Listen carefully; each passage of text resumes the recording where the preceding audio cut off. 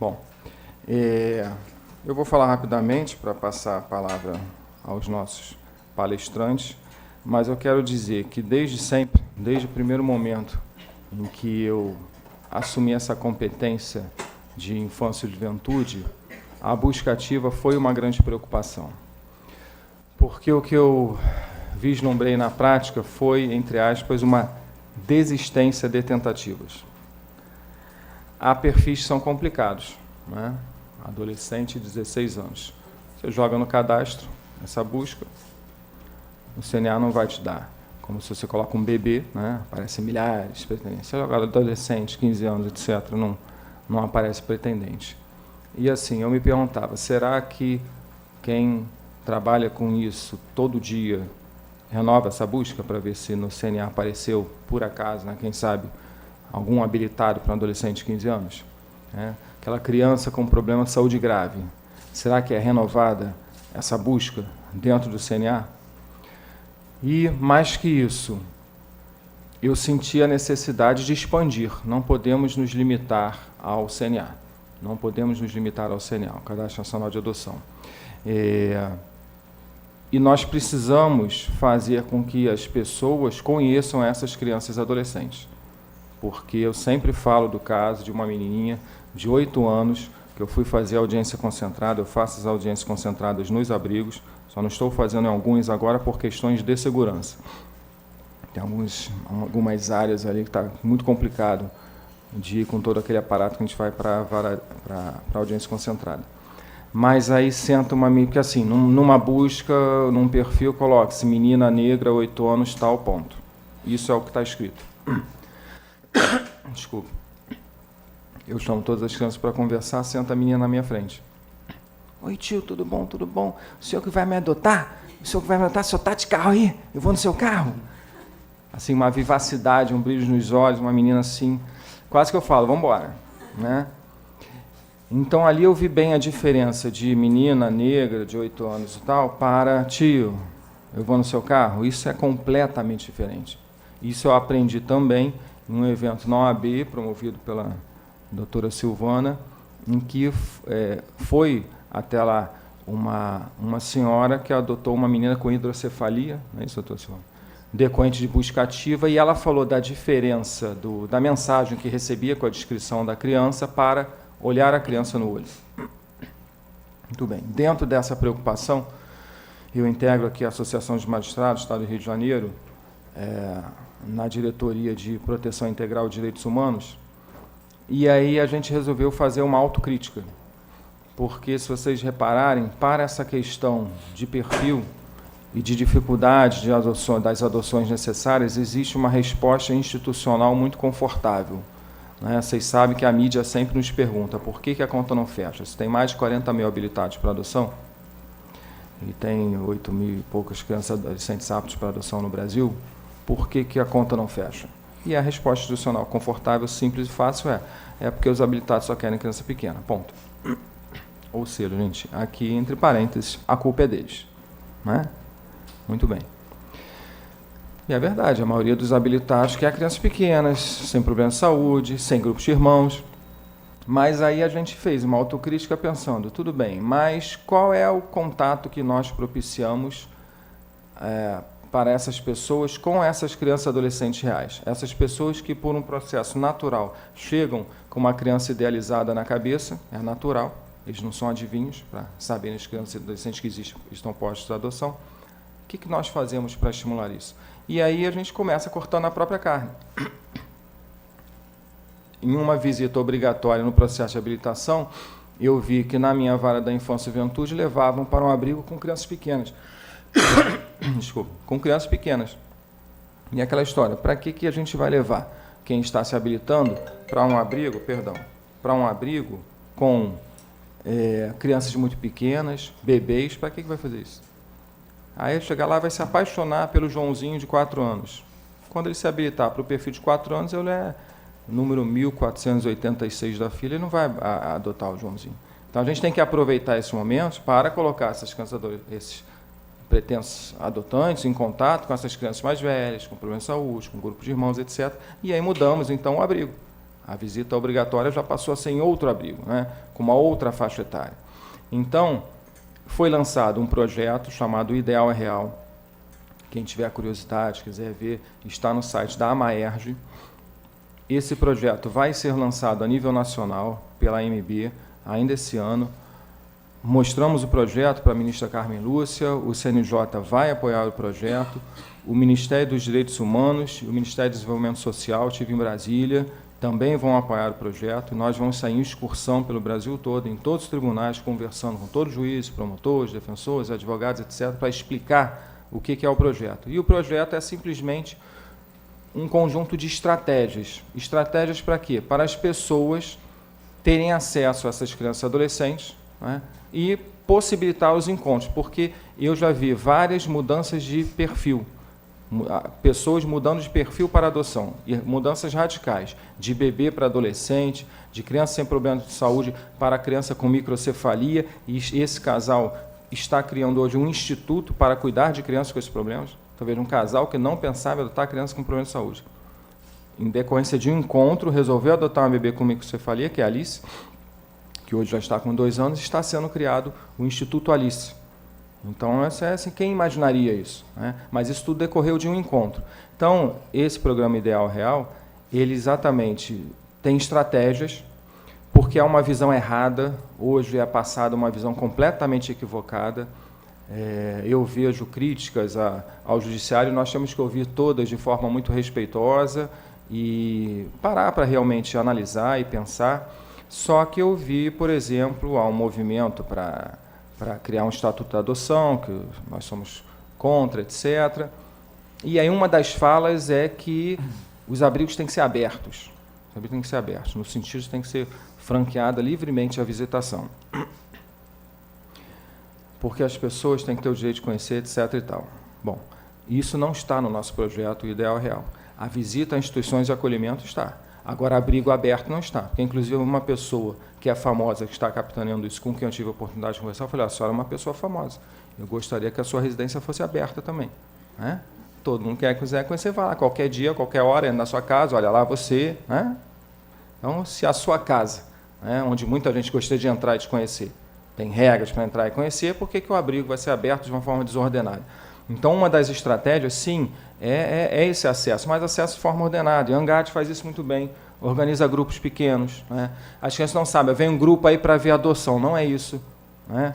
São pessoas que chegam, que realizam atividades lúdicas ali durante o dia. Então, há um contato, e aí, mas sem criar uma angústia, né, para essas crianças e adolescentes, e isso é coordenado pela equipe técnica da instituição, da entidade que participa, da vara da infância. Então, esse tipo de contato, sim.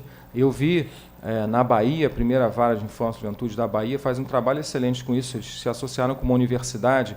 A universidade faz um dia inteiro de atividades muito divertidas, etc. Mas eles levam crianças e adolescentes desse grupo das adoções necessárias e grupos de habilitados, e que ficam o dia inteiro se divertindo muito. E, no final do dia, sempre há alguém que fala, eu queria mais informações sobre adolescente tal, sobre a criança tal, isso funciona. O projeto Quero uma Família do Ministério Público, excelente, excelente projeto, porque ele permite um conhecimento à distância. A criança ou adolescente que queira, coloca ali um desenho, uma redação, grava um pequeno vídeo, e aí o habilitado ele tem uma senha, ele tem acesso a isso. E nós já tivemos mudanças de perfil e adoções no Rio de Janeiro, decorrentes desse encontro à distância pelo projeto Quero uma Família. Mas eu sempre digo que eu sou chato, porque eu penso assim, eu quero uma família excelente, mas depende do sujeito chegar em casa, depois do trabalho, estar com disposição para entrar no computador. Né? A internet está funcionando, ou o computador dele não está com problema. Agora, lá nas reuniões dos grupos de apoio à adoção, com o pessoal que está se habilitando para adoção, o pessoal já habilitado que está aguardando, lá a pessoa está sentada à nossa frente. Então, o que a gente faz? as reuniões, mas de repente a equipe interrompe e passa um vídeo ali de 1 minuto de um adolescente. Continua a reunião, pare, as pessoas estão vendo ali. E, repito, nós nunca sabemos o que vai gerar uma mudança de perfil, uma adoção. Em uma dessas reuniões, passou lá um vídeo, pequeno vídeo de uma adolescente. E aí um casal se interessou, mudança total de perfil. Foi conversar com a equipe no final da reunião. E aí estavam o marido e a esposa e uma psicóloga e uma assistente social da minha equipe. Uma delas mexendo no computador, passando umas fotos, e a outra conversando com eles ali. E aí eles descobriram que essa adolescente tinha mais 4 irmãos. Apesar de estar colocada para adoção sozinha, eles falaram, não, mesmo assim a gente não quer, com irmãos, etc. e tal. E ele falando, mas a esposa dele estava olhando as fotos sendo passadas. E passou uma foto de uma adolescente com um violão, com a cabeça abaixo e cabelo na frente do rosto. Não dava nem para ver o rosto dela. E passou aquela foto. E de repente falou, não, volta aquela foto ali da menina com o violão. Aí voltou, quem é essa menina? Tal, pedindo informações, etc. Conhecendo a menina, está adotada. Né?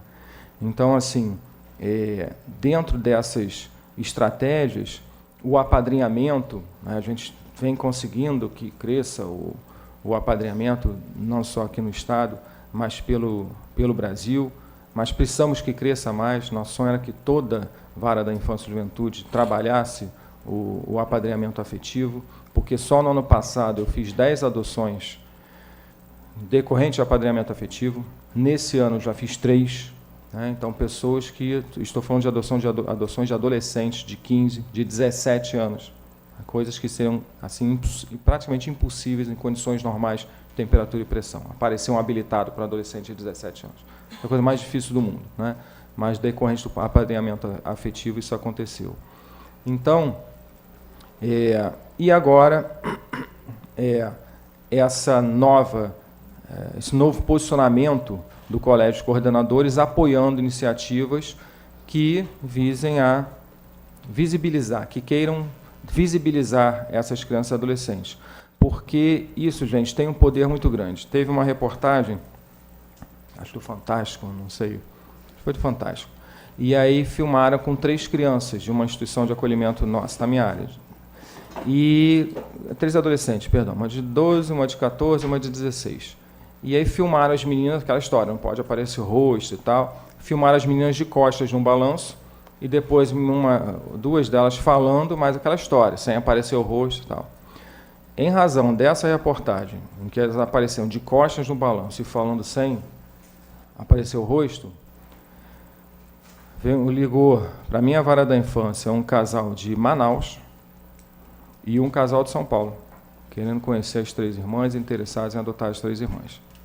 Então, vejam o poder que isso tem.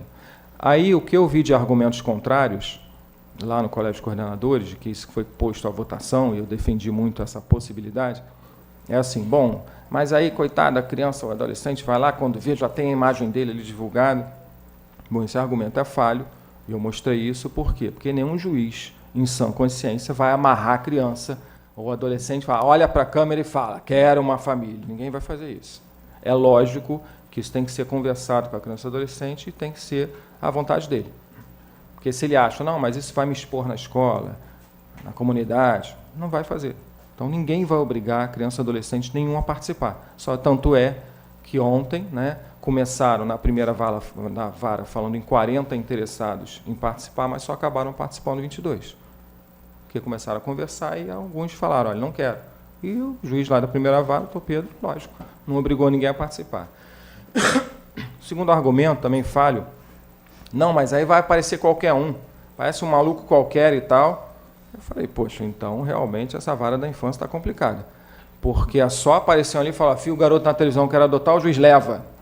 Pode levar. O juiz, na hora, assina um termo de guarda provisória. Qual juiz vai fazer isso? Claro que não. A pessoa pode chegar, olha, eu vi como esses casais, acabou não acontecendo essa adoção, porque já havia uma outra situação lá, que acabou terminando bem para essas 3 adolescentes, mas se eles viessem, eu não ia assinar um termo de guarda provisória e leva para Manaus. Não é? Eles iam ter que se habilitar para adoção, eles iam ter que participar do processo de habilitação, eles iam ter que passar por estudo social, por estudo psicológico, isso ia passar pelo crivo do Ministério Público para vir para mim, para eu ver se eu ia habilitar ou não, e aí, então, eles terem essa guarda provisória, se fosse o caso desses adolescentes. Então, nenhum juiz de sã consciência vai pegar o primeiro que aparecer.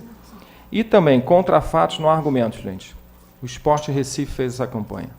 Todos os adolescentes que participaram foram adotados. Todos. Então, assim, a gente pode ser contrário a muitas coisas, mas a gente tem que pensar, poxa, caramba. Aí, corre a boca pequena que em uma dessas adoções houve problema. Isso é dito muito fortemente. Teve um caso, teve problema. Eu sempre digo assim, me diga alguma coisa no mundo que não dá problema nenhum, alguma coisa no mundo que não tem a menor possibilidade de dar problema, que eu vou querer muito participar disso aí, porque, pelo que eu sei, tudo pode dar. Então, é lógico, nós temos que nos cercar de todos os cuidados necessários. Essas crianças e adolescentes têm que saber do que estão participando, têm que saber da projeção disso, das consequências disso. Nós temos que ter cuidado com essas pessoas que vão se aproximar, mas fato é, o grande desafio que existe hoje na adoção, e eu não canso de repetir isso, porque a gente vê iniciativas de Estatuto da Adoção, de adoção intuito personae, e disso, daquilo, tudo isso é desnecessário, tudo isso não vai resolver o problema da adoção, tudo isso são interesses de pessoas que querem ter acesso a bebês mais rapidamente, essa é a verdade, o fundo de verdade é todo esse, porque quem está preocupado com a questão da adoção hoje no Brasil sabe que essas 8.500 nos redondos, crianças e adolescentes aptos para adoção, não são bebês nos abrigos que os juízes de infância muito maus ficam segurando e não mandam para as famílias. São as crianças a partir de 7, 8 anos de idade, são os grupos de irmãos, são os adolescentes, são as crianças e adolescentes com problemas de saúde. São esses que ficam lá. Porque o bebê, a criança pequenininha, a gente liga, em meia hora os adotantes estão na nossa frente. Entendeu? Então, o nosso grande desafio é esse. E isso vai se dar, vai se dar com a busca ativa. Então, só um pequeno longo introito, que eu queria fazer e passar a palavra então aos nossos palestrantes. E na ordem de cavalheirismo, primeiro as damas, eu passo a palavra para a minha doutora Silvana. À vontade, por favor.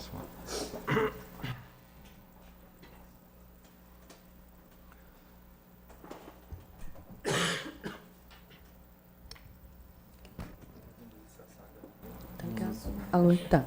Bom dia a todos e a todas. Doutor Sérgio, inicialmente, muito obrigada pelo convite para a ANGAAD estar presente nesse evento da Adoção em Pauta, podendo falar um pouco da busca ativa realizada pelos grupos de apoio à adoção ligados à ANGAAD.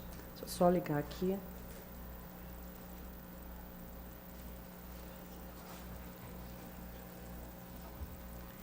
O que é interessante que a gente vai falar, inclusive, de abrigo de portas abertas, mas com a conotação que a ANGAAD dá a esse trabalho. A ANGAAD hoje tem cerca de 130, 150 grupos de apoio à adoção no Brasil inteiro. Acho que hoje a gente não tem um estado onde a ANGAAD não tenha presença marcada por um grupo de apoio à adoção formado por voluntários. Todos esses grupos têm equipe de advogado, de psicólogo, de assistente social, pais e mães por adoção, alguns membros da promotoria ou da magistratura ou até da defensoria pública, todos realizando trabalhos voluntários em prol da adoção de crianças e adolescentes. A busca ativa realizada pelos grupos de apoio à adoção, ela é jurássica. Ela acontece desde a época do Orkut. Acho que vocês lembram, o Orkut é uma coisa que existiu há muitos anos atrás, junto com o Telex e outras coisas que... Verdade, tinha Telex, tinha fax, são coisas que hoje já estão totalmente em desuso, e até o laptop vai acabar daqui a pouco, porque a gente usa tudo através do telefone. Então, a gente começou essa busca ativa pelo Orkut, onde a gente tinha uma comunidade chamada Adoção, um Exemplo de Amor, com 48 mil membros do Brasil e alguns do exterior, que fazia que a gente virasse poliglota no final. A gente usava o Google Translator e falava qualquer língua.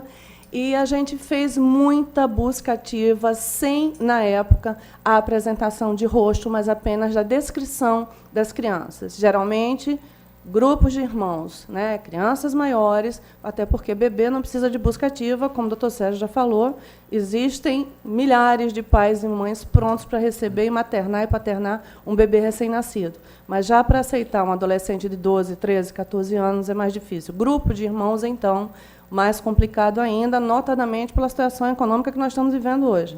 né, onde comem 2, não comem 3, muito menos 4, 5, 6.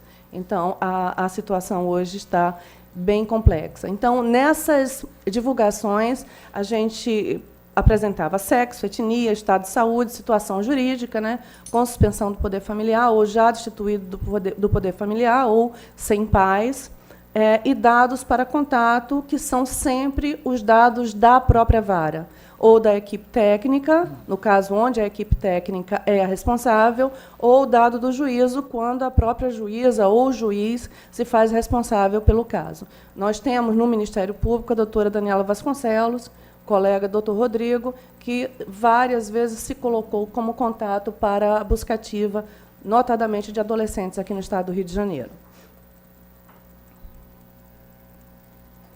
Então, nós temos hoje grupos de WhatsApp que comportam 250 pessoas e ficaram pequenos, e a gente está usando o Telegram, que cabem até 1.500. Você imagina a quantidade de mensagens que a gente recebe do Brasil inteiro diariamente. Eu passo pelo menos 1 hora e meia, lendo as mensagens à noite, para saber aonde estão disponibilizadas as crianças, para tentar fazer o link, trazendo essas divulgações para os grupos de busca ativa do Rio de Janeiro.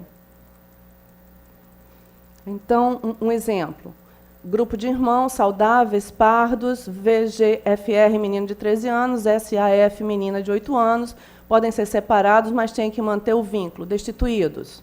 VRC, 12 anos, pardo, saudável, inteligente, empenhado, comunicativo, gosta de estudar. NCS, menino de 11 anos, pardo, diagnosticado com esquizofrenia bifrênica, destituído. Ou seja, as informações básicas para quem vai buscar essa criança ou esse adolescente estão fornecidas. Embaixo vem o contato de quem está fazendo a divulgação. Essa é uma postagem minha, essa pessoa lá em cima sou eu, né? Estava um pouco mais gorda, agora efetivamente estou mais magra. Criança procura família 2017, tópico único. Para inserção de crianças em busca ativa, devem constar idade, sexo, etnia, saúde, condições específicas e, obrigatoriamente, a cidade de contato. Não colocar perfil, nem fazer comentários. Esse é o nosso tópico de divulgação no Grupo de Apoio à Adoção Ana Gonzaga, que eu coordeno já há quase 10 anos. Em Cascadura, nós temos um pós-natal da adoção no Flamengo, no Colégio Bennett, e a gente tem o pré-natal da adoção na Igreja Metodista do bairro Peixoto, né? São propostas diferentes. Pós-natal para acompanhar aquelas pessoas que já estão com seus filhos de 0 a qualquer idade, e o pré-natal a gente se propõe a fazer 9 encontros em analogia a uma gestação. Tá? Se a gente passa 9 meses gerando na barriga, por que não 9 meses gerando na alma, no coração, aonde essa criança estiver sendo gerada? Então, são mais tópicos de divulgação, esses todos no Facebook, sem fotos ainda. Depois a gente discute se haverá a possibilidade de foto ou não, a depender de cada juízo. O Abrigo de Portas Abertas, ele é um projeto já desenvolvido há cerca de 4 anos, em parceria com a Terceira Vara da Infância, da Juventude e do Idoso, da Comarca da Capital, a juíza titular, a doutora Mônica Labuto, juntamente com a equipe técnica da doutora Mônica e as equipes técnicas das instituições de acolhimento e também da família acolhedora, juntamente com o Grupo de Apoio à Adoção Ana Gonzaga no início, e atualmente, como a vara hoje tem 4 grupos, os 4 grupos fazem a visitação às entidades de acolhimento sob a área de responsabilidade, né, da Terceira Vara da Infância, da Juventude e do Idoso. Tem uma portaria identificando os abrigos, onde, obviamente, não consta abrigo de criança recém-nascida. Os abrigos são de crianças com deficiência, crianças maiores, adolescentes, abrigos de meninos, e as FACOS, né, as famílias acolhedoras, que a gente faz um encontro pelo menos uma vez por ano num clube, onde a gente leva todo mundo, faz um churrasco e não se fala em adoção em momento algum. A gente desenvolveu esse projeto a partir do próprio Estatuto da Criança e do Adolescente, né, do ECA, que diz que, sempre que possível, será realizado o contato daquelas pessoas que buscam adoção, os habilitandos, com as crianças e adolescentes disponibilizados à adoção, ou seja, a criança real e não a criança idealizada, que é aquele bebê lindo, maravilhoso, recém-nascido, nada contra o perfil de ninguém, até porque eu adotei um bebê lindo, maravilhoso, recém-nascido de 4 dias, e eu estava na fila. Ou seja, a criança chega. E se o desejo efetivamente e a condição for de maternar e paternar apenas um bebê, a gente não tem como tirar fórceps essa vontade. A vontade da parentalidade ela é legítima. Se a gente tem condições de alterar, de ajudar a reconhecer que um adolescente de 12 anos pode ser tão bom filho quanto um bebê, a gente tenta, né? Mas essa realidade é uma realidade muito atual. Na época que eu adotei, minha filha vai fazer 18 anos, eu me habilitei há 20 anos atrás, a realidade era outra, né? A adoção de crianças maiores, de adolescentes, de grupo de irmãos, não era uma coisa tão comum. E eu gostaria muito de ter adotado já 2 ou 3 naquela época. Não sei se gostaria hoje por conta das questões econômicas, do preço do colégio, né? Mas, naquela época, com certeza, 2 filhos seriam muito bem-vindos, né? A primeira etapa que a gente faz ao chegar ao abrigo é uma inscrição. As inscrições são realizadas nas reuniões dos grupos de apoio à adoção, de Braços Abertos, Ana Gonzaga, Santuário da Adoção e Famílias Contemporâneas. São esses 4 grupos que funcionam na região de abrangência da Terceira Vara da Infância e da Juventude. Nós realizamos 20 inscrições e essas pessoas colocam o nome e escolhem o que levar, porque a gente faz um grande lanche, né, com bolo, salgadinho, brigadeiro, tudo que criança gosta, né? A gente conversa com a nutricionista antes, né, porque é um dia, digamos assim, livre, para que as crianças não tenham tantas regras na hora de fazer o lanche. E a gente conversa com esses habilitandos para que eles saibam que eles não devem falar absolutamente nada sobre adoção e muito menos perguntar nada à criança sobre as razões do acolhimento institucional. Por que você está aqui? O que aconteceu? Onde está sua mãe? Onde está seu pai? Você pode perguntar o que você deseja fazer. Jogador de futebol, médico, juiz. Muita gente quer ser juiz, né? É muito interessante isso. Vou ser juiz. Eu digo, gente, deve ser fácil ser juiz, né? Uma coisa facinha demais. Então, a gente só conversa sobre essas coisas e pratica atividades, né? São horas de lazer e não de sofrimento nem de expectativa para ninguém. Inclusive, os habilitandos sabem que não estão ali para escolher, que aquilo não é um supermercado onde a gente está colocando as crianças em prateleiras. Tá? Se surgir algum interesse, a gente coloca em contato com a vara. Se não surgir, vamos para a próxima etapa. Então, a gente leva esses lanches, a gente... Tá vendo? Tudo diet, tudo gostoso. Eles adoram, eles esperam esse lanche com muita felicidade. A gente serve cada criança. Né? A gente faz uma salada de frutas. A gente também leva coisas saudáveis. E é bastante interessante. E essas atividades são muito gostosas. A gente faz também as festinhas. Tem festa de Páscoa, festa de Natal, festa do Dia das Crianças. Né? A gente faz as brincadeiras. A gente tem um cantor no grupo, que, inclusive, fez o hino da adoção que tocou ontem, doutor Sérgio, o sambinha do Edinho do Samba. E ele vai sempre com um cavaquinho, sai cantando na frente, as crianças dançando atrás, é muito bom. E, por mais que não seja tão politicamente correto, a gente bota funk melody também, porque as crianças gostam de funk e de passinho, e a gente, inclusive, dança com elas, né? Hoje eu até estou dançando com mais facilidade, mas a gente tenta fazer. Eles acham que eu sou a tia da animação, porque eu chego muito animada, né? A gente tem máquina de bolinha de sabão, a gente tem som, a gente tem corda, né? Tem um aparato dentro de casa. Meu marido disse que o meu carro é um depósito, porque vai de bola de futebol a tudo que vocês possam imaginar. Então, esse é o Orfanato Santa Rita de Cássia, que é um orfanato só de meninas, onde a gente realiza várias atividades. Aqui já é um outro abrigo, que, inclusive, já foi fechado, onde a gente pula corda, a gente tem amarelinha, né? As crianças gostam muito desse tipo de brincadeira. Aqui a gente está contando história e brincando de batata quente ou galinha morta, alguma coisa parecida com isso. Não é da minha época, não, essas brincadeiras, mas o pessoal brinca direitinho com eles. A gente pula muita corda. Como eles gostam de pular corda, gente, é uma coisa impressionante. Isso eu não me atrevo a fazer, não, porque eu já passei da idade. Né? Joga futebol também. Esse é outro abrigo que fechou, que é a Aldeias SOS. A gente perdeu esse campinho de futebol, onde as crianças adoravam jogar. A gente vai muito ao abrigo de crianças portadoras de deficiência.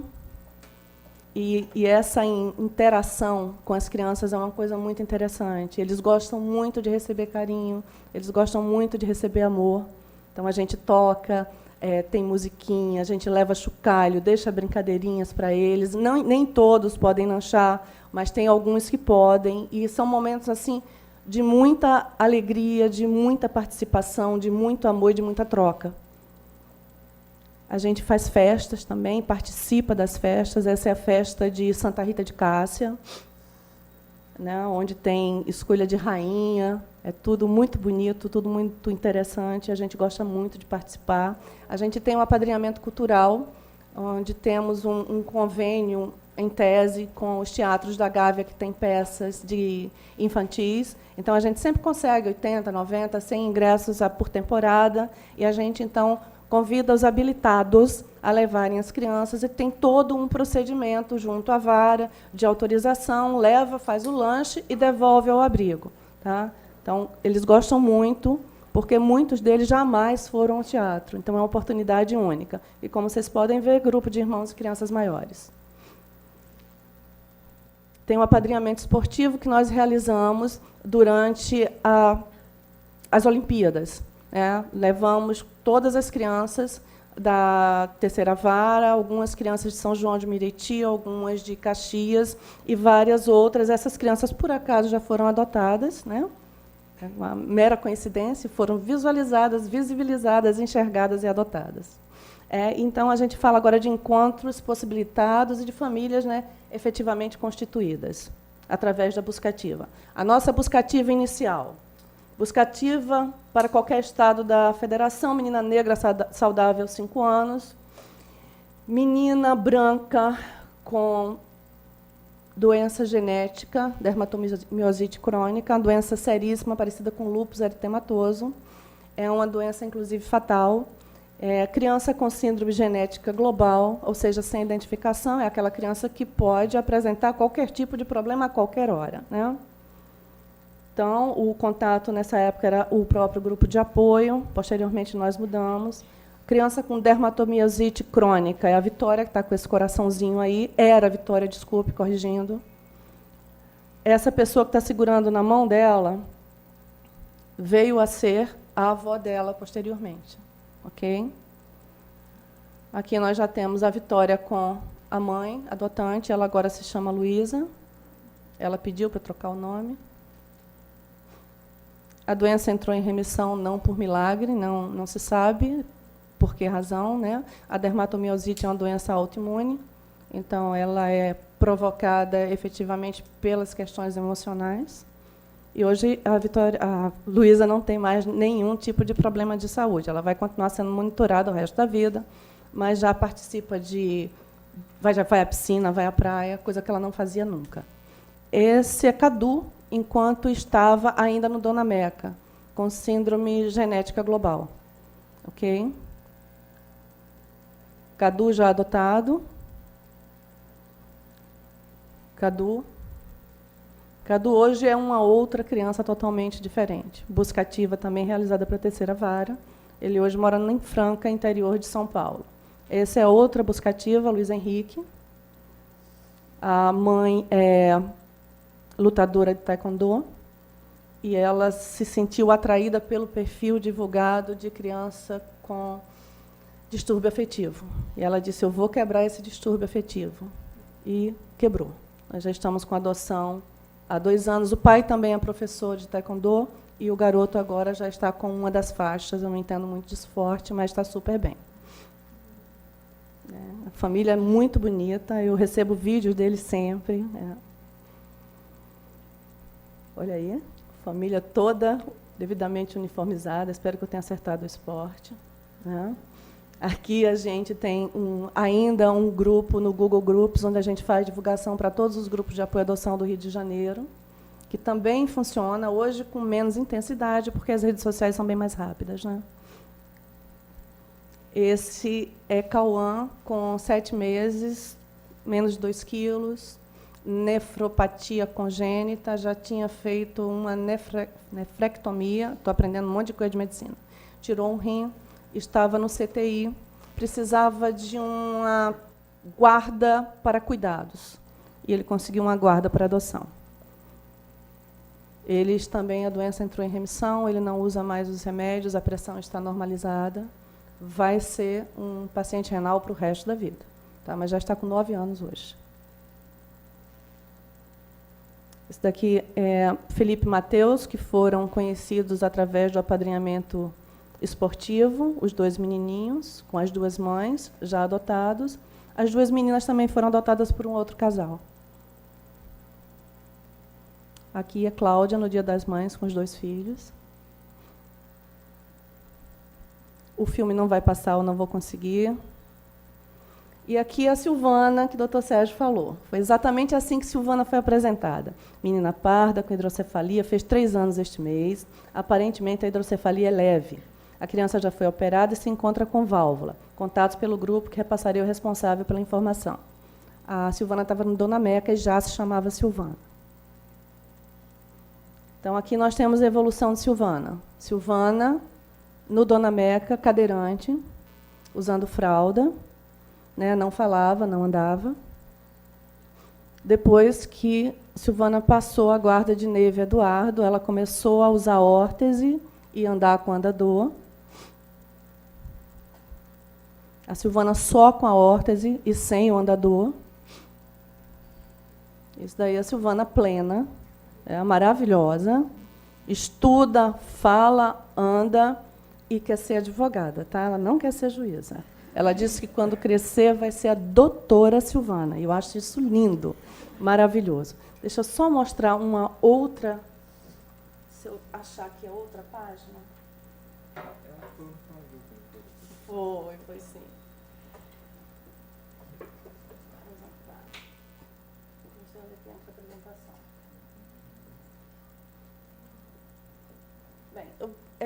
Eu não vou conseguir colocar em tela cheia, mas aí estão os projetos esportivos que dão visibilidade às crianças. Nós temos o Adote um Boa Noite, que é esse cheio de fotos de criança, que é do São Paulo. Nós temos o Adote um Campeão, que é do Cruzeiro de Belo Horizonte. Nós temos o Adote um Pequeno Torcedor, que é o primeiro, né, de todos, que é o de Recife, onde todas as crianças apresentadas, como disse o doutor Sérgio, já foram adotadas, inclusive uma adoção de maior. Porque o garoto, quando apareceu no primeiro vídeo do Adote um Pequeno Torcedor, ele tinha 17 anos. E quando a família de Araxá teve contato com esse vídeo, ele já tinha 18. Então, ele foi adotado aos 18 anos por um casal que estava habilitado à adoção de uma criança ou de um adolescente. E agora nós temos, que depois vai ficar com o doutor Sérgio, o Adote um Vencedor do Fluminense, porque ele é um fluminense ferrenho, um tricolor, daquele que dá sorte, tanto que ontem, com a apresentação do projeto, o Fluminense ganhou de 2-0. Gente, então é isso, é esse o trabalho que a Associação Nacional dos Grupos de Apoio à Adoção tem realizado há mais de 20 anos, e agora com muito mais empenho e com muito apoio do próprio Judiciário, para que essa busca ativa se concretize e mais crianças e adolescentes encontrem suas famílias. Muito obrigada.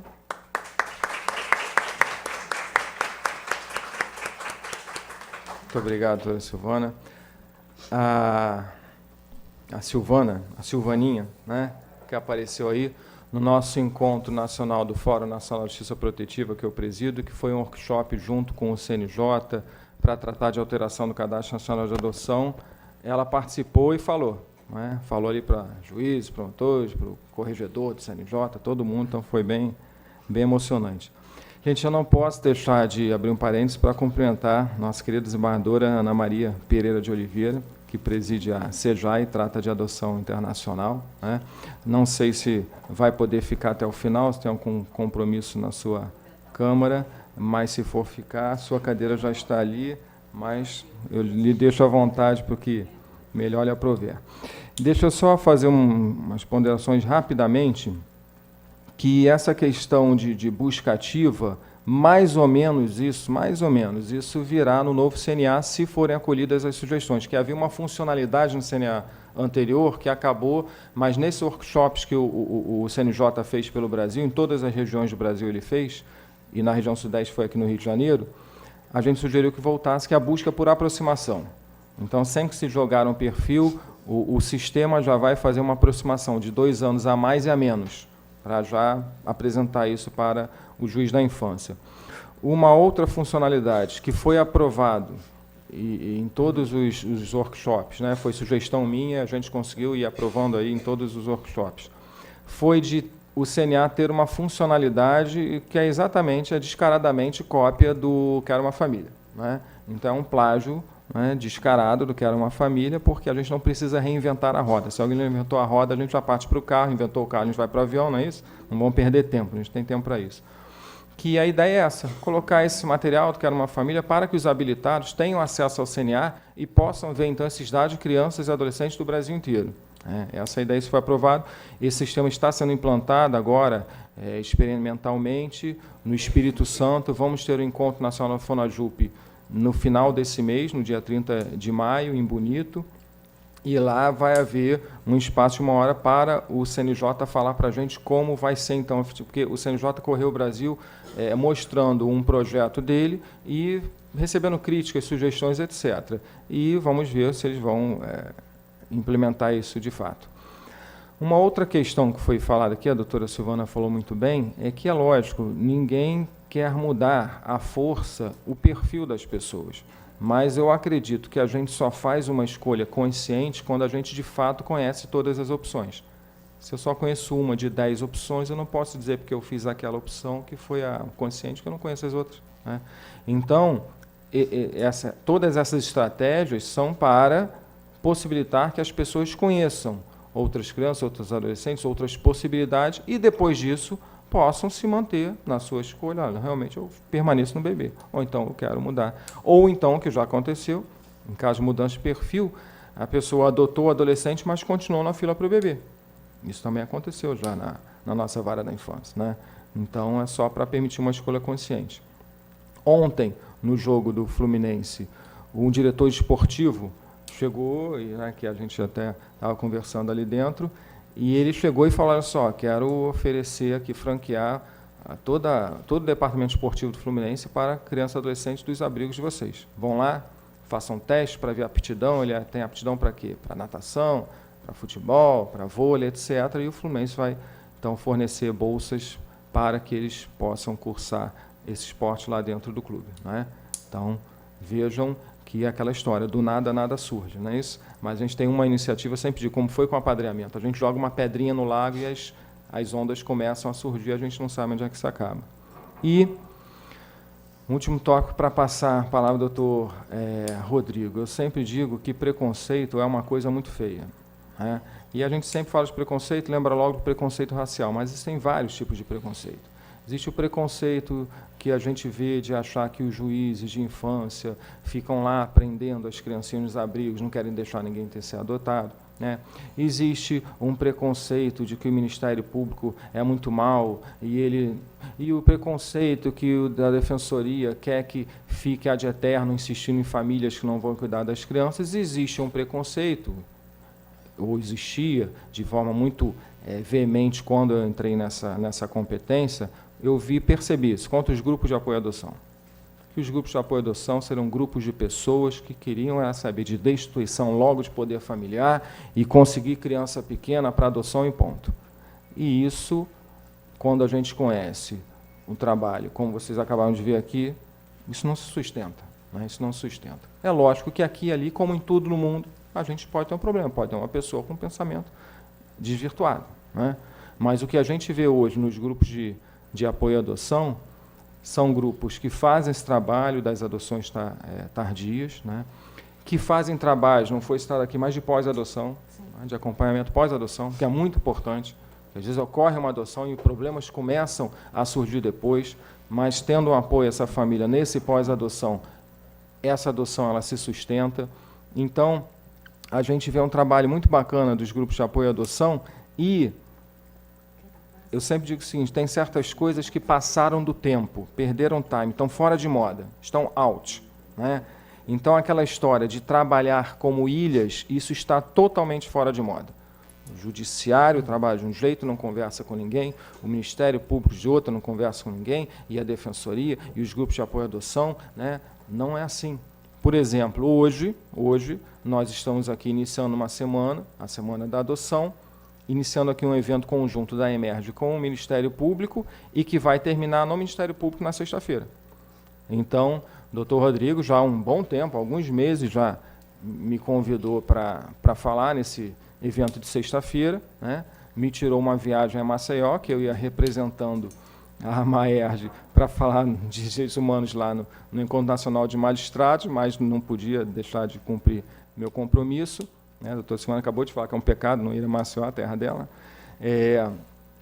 Mas então o que acontece? A gente, se vai haver, e por favor, compareçam, evento excelente, ele só cometeu um erro, foi me convidar, mas o resto acertou em tudo. Um evento daquele com aquela qualidade, dia 25 é o Dia Nacional da Adoção, eu não posso deixar em branco, é lógico, como presidente da CEVID, como presidente aqui do Fórum da Criança e Adolescente da Emerge. Mas, gente, se vai ter um evento tão bom lá, por que a gente vai fazer um outro aqui para dividir? Se a gente pode fazer um evento conjunto lá, isso não tem sentido, não tem lógica. Né? Então, acho que é a primeira vez, não sei se antes, não tem notícia se isso foi feito antes, Rodrigo, mas eu liguei para o Rodrigo e falei, Rodrigo, vamos fazer um evento conjunto. Né? A gente começa aqui na Emerge esse evento conjunto, termina lá no MP esse evento conjunto e assim é feito. Então, eu falo isso pela experiência na minha vara da infância e juventude, que a gente tem um contato muito estreito com o Ministério Público, com a Defensoria, onde realmente a gente debate os casos e cada um adota a posição que tem que adotar, recorre, ninguém briga, etc. Mas quando a gente debate, conversa, realmente a gente vê um resultado melhor. Então, passa a palavra agora ao doutor Rodrigo Medina.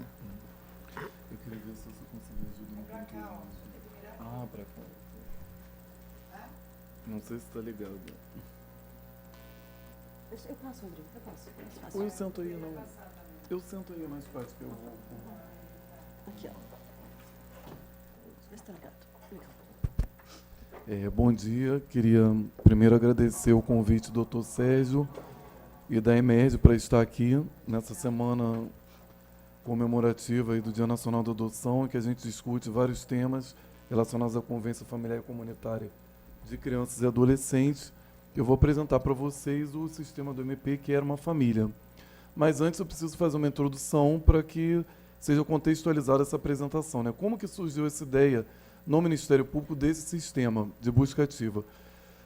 Não sei se todos sabem, mas a gente tem um trabalho já desenvolvido há 10 anos, que é do módulo Criança e Adolescente, também conhecido como MCA, que nada mais é do que um cadastro de crianças e adolescentes em acolhimento institucional e familiar no estado do Rio de Janeiro. Então, a partir desse trabalho, nós temos um monitoramento da situação individualizada de crianças e adolescentes que estão vivendo em abrigos privados da convivência familiar. Nesse sistema, a gente tem o acompanhamento dessas crianças, diversos usuários. Eu acho que o grande segredo do êxito desse trabalho é exatamente ele ser um sistema alimentado por diversos órgãos do sistema de garantia de direitos. Né? Nossos principais parceiros, além do judiciário, dos próprios promotores, são as entidades de acolhimento e as equipes, que fazem com que essa formação seja muito dinâmica. Então, isso, internamente no Ministério Público, mudou muito a nossa forma de trabalhar. Claro que o promotor ele tem independência funcional prevista na Constituição e cada um trabalha de uma maneira com o sistema, mas a ferramenta está disponível, obrigatória a utilização, e através desse sistema a gente conseguiu desburocratizar a situação do nosso trabalho internamente administrativo, a nossa relação com a rede, com as próprias entidades de acolhimento. Então, se antes o promotor ele tinha que ter um procedimento individual para acompanhar cada criança que estava no abrigo, aí ele mandava um ofício pedindo o PIA da criança, ou pedindo algum relatório sobre a situação da criança. Aí o correio entregava o ofício, ou mandava entregar em mãos. Aí levava mais 10 dias para a entidade de acolhimento voltar. Aí você pega aquilo junto no processo. Tudo isso acabou, porque, na verdade, eu, por exemplo, trabalho da seguinte maneira. Quando eu preciso de uma informação sobre uma criança e adolescente acolhido, se ela não está no sistema, eu telefono para a entidade de acolhimento e peço, por favor, alimente o sistema. E claro que a gente sabe que as entidades têm dificuldade para fazer esse trabalho, às vezes é um computador só para uma equipe usar com várias pessoas, a gente acaba dando também suporte à nossa equipe para a alimentação do sistema. Né? Então, muitas vezes, um abrigo, uma entidade de acolhimento precisa fazer a alimentação do sistema, não pode usar o computador, mas vai a uma lan house ou de casa mesmo, manda um e-mail e a gente monta a ficha da criança. Então, enfim, o sistema funciona, o sistema produz uma base de dados importante, né, com estatísticas que a gente publica 2 vezes ao ano, em junho e dezembro, que servem como uma orientação para a deliberação de políticas públicas nessa área de criança e adolescente, para os conselhos de direito, né? A gente tem perfis de crianças e adolescentes acolhidos, quanto tempo eles estão sem visita, quem eles são, se tem irmão, se não tem, se tem deficiência, não tem. Então, fazendo esse trabalho e produzindo esses dados ao longo dos últimos 10 anos, a gente percebeu que tinham muitas crianças e adolescentes já com uma situação jurídica definida, aptas à adoção, sem pessoas interessadas em adotá-los. Daí surgiu a ideia do que era uma família, que é um sistema totalmente integrado à base de dados nossa de acolhimento, que é o MCA. Bom, então nessa apresentação a gente vai falar sobre a justificativa, por que foi criado o sistema, né? Já dentro de uma introdução, quem são essas crianças e adolescentes que querem uma família, o que precisa para colocar no sistema e como é que é o acesso, e vamos mostrar o próprio sistema em funcionamento. Então, justificativa, a existência de um significativo número de crianças e adolescentes já em condições de adotabilidade, sem que tenham encontrado pretendentes interessados em sua adoção após a consulta ao CNA. Foi o que eu falei, né? Então, o sistema, o MCL, já indica para o promotor, para o juiz que utiliza, que a criança está disponível para adoção. Então, o que a gente faz com essa informação? Aí surge a lógica do que era uma família. A experiência exitosa de casos concretos onde ocorreu a articulação do Ministério Público ou juízo com grupos de apoio à adoção para a busca ativa de famílias adotivas. Então, como a doutora Silvana mostrou, né, tem esse trabalho importantíssimo e indispensável, né, dos grupos de apoio à adoção, articulado com promotores e com juízes, fazendo essa busca ativa. Então, por que não fazer isso por um sistema, né? Por que não ter mais essa alternativa, para além do que já é feito, dando mais visibilidade a esses casos? A necessidade de sistematização, né, eu acho que para o MP foi tranquilo, pelo menos naquele momento histórico, desenvolver um sistema, como a gente já tinha base de dados de acolhimento, por que não fazer esse sistema de busca ativa para adoções necessárias? E a possibilidade de dar mais visibilidade a criança e adolescente que desejam uma família, aumentando o número de adoções necessárias. Qual o grupo das adoções necessárias? Criança e adolescente fora do perfil, vamos botar com mais de 8 anos, embora nada seja impossível, né, como foi mostrado ali. Até com 18 anos é possível que ocorra adoção, basta a gente fazer um trabalho, buscar, não desistir nunca, buscar alternativas para esse adolescente o tempo inteiro. Grupos de crianças que tenham vínculos entre si, grupos de irmãos que não podem ser separados em razão desse vínculo, e também crianças com deficiências ou doenças crônicas. A gente tem um documento nacional, que é essa Carta de Constituição de Estratégias em Defesa da Criança e do Adolescente, que prevê o fomento a programas de campanhas de estímulo à adoção tardia, adoção de crianças e adolescentes que não se enquadrem no perfil usualmente buscado pelos pretendentes à adoção. Esse documento foi assinado pelo Conselho Nacional de Justiça, o Conselho Nacional do Ministério Público, o Conselho de Defensores Públicos Gerais, a Secretaria de Direitos Humanos, enfim, uma carta de intenções, mas que tem sido efetivada, né? A gente vê todas essas campanhas que trabalham com a adoção tardia, e eu acho que já estão surtindo efeito. A gente que está na ponta vê, né, que é o habilitado nacional, ele está começando a mudar de perfil, ele está mais aberto às adoções tardias, entendendo que, claro, cada um tem um desejo, não tem como controlar isso, né? Se deseja uma criança pequena, se deseja um grupo de irmãos, se está disposto a tratar de uma criança que tem uma doença crônica ou não. Mas o fato é que ter o contato, como foi falado pelo doutor Sérgio e doutora Silvana, com crianças reais que estão acolhidas precisando de uma família, muda muito o perfil das adoções. Então, eu sinto que as pessoas estão mais abertas a conhecer e adotar essas crianças e adolescentes. O próprio Plano Nacional de Convivência Familiar e Comunitária também é uma justificativa, em que a gente tem uma nova lógica, né, não de ficar procurando crianças que se adaptem a perfis determinados pelos habilitados, e fazer o sentido contrário, buscar habilitados para as crianças reais. Elas existem, têm potencial e estão acolhidas. É muito interessante que essa questão da imagem, né, a gente trabalhou muito na época do MCA. Então, hoje, no MCA, dá muito trabalho fazer a checagem de toda essa base de dados que foi construída ao longo desses anos. Então, a gente, por exemplo, pede que a entidade de acolhimento coloque uma foto de pelo menos 6 meses da criança acolhida. Para que isso? Para mostrar a realidade da criança. Claro, o ideal é que as pessoas entrem nas entidades de acolhimento, façam as visitas de uma forma, enfim, com autorização judicial, com controle do judiciário sobre aquela entrada. Como o doutor Sérgio falou, é a casa das crianças, né, dos adolescentes. Mas, ao mesmo tempo, para o operador do direito que está lidando com o processo, a gente já pensou em 2008, faz diferença sim ver a ficha da criança com a foto, porque não é papel, são vidas, são destinos. Você não pode demorar a dar uma resposta. Você tem que agir, seja membro do Ministério Público, juiz, defensor, advogado. A gente tem uma responsabilidade muito grande lidando com a situação dessas crianças. Bom, quem são as crianças que querem uma família, né? São essas que eu falei, das adoções necessárias. A gente sabe que muitas delas vão passar sua infância e adolescência sem ter o convívio em família, né? Isso parece que é uma coisa assim, meio teórica, retórica, mas não é. A gente que vai em entidade de acolhimento, que faz fiscalização, eu como membro do MP faço fiscalização sempre nos abrigos, quando estou no meu órgão de execução, a gente vê que tem crianças que não têm o hábito de viver em família, elas não sabem o que é viver em família.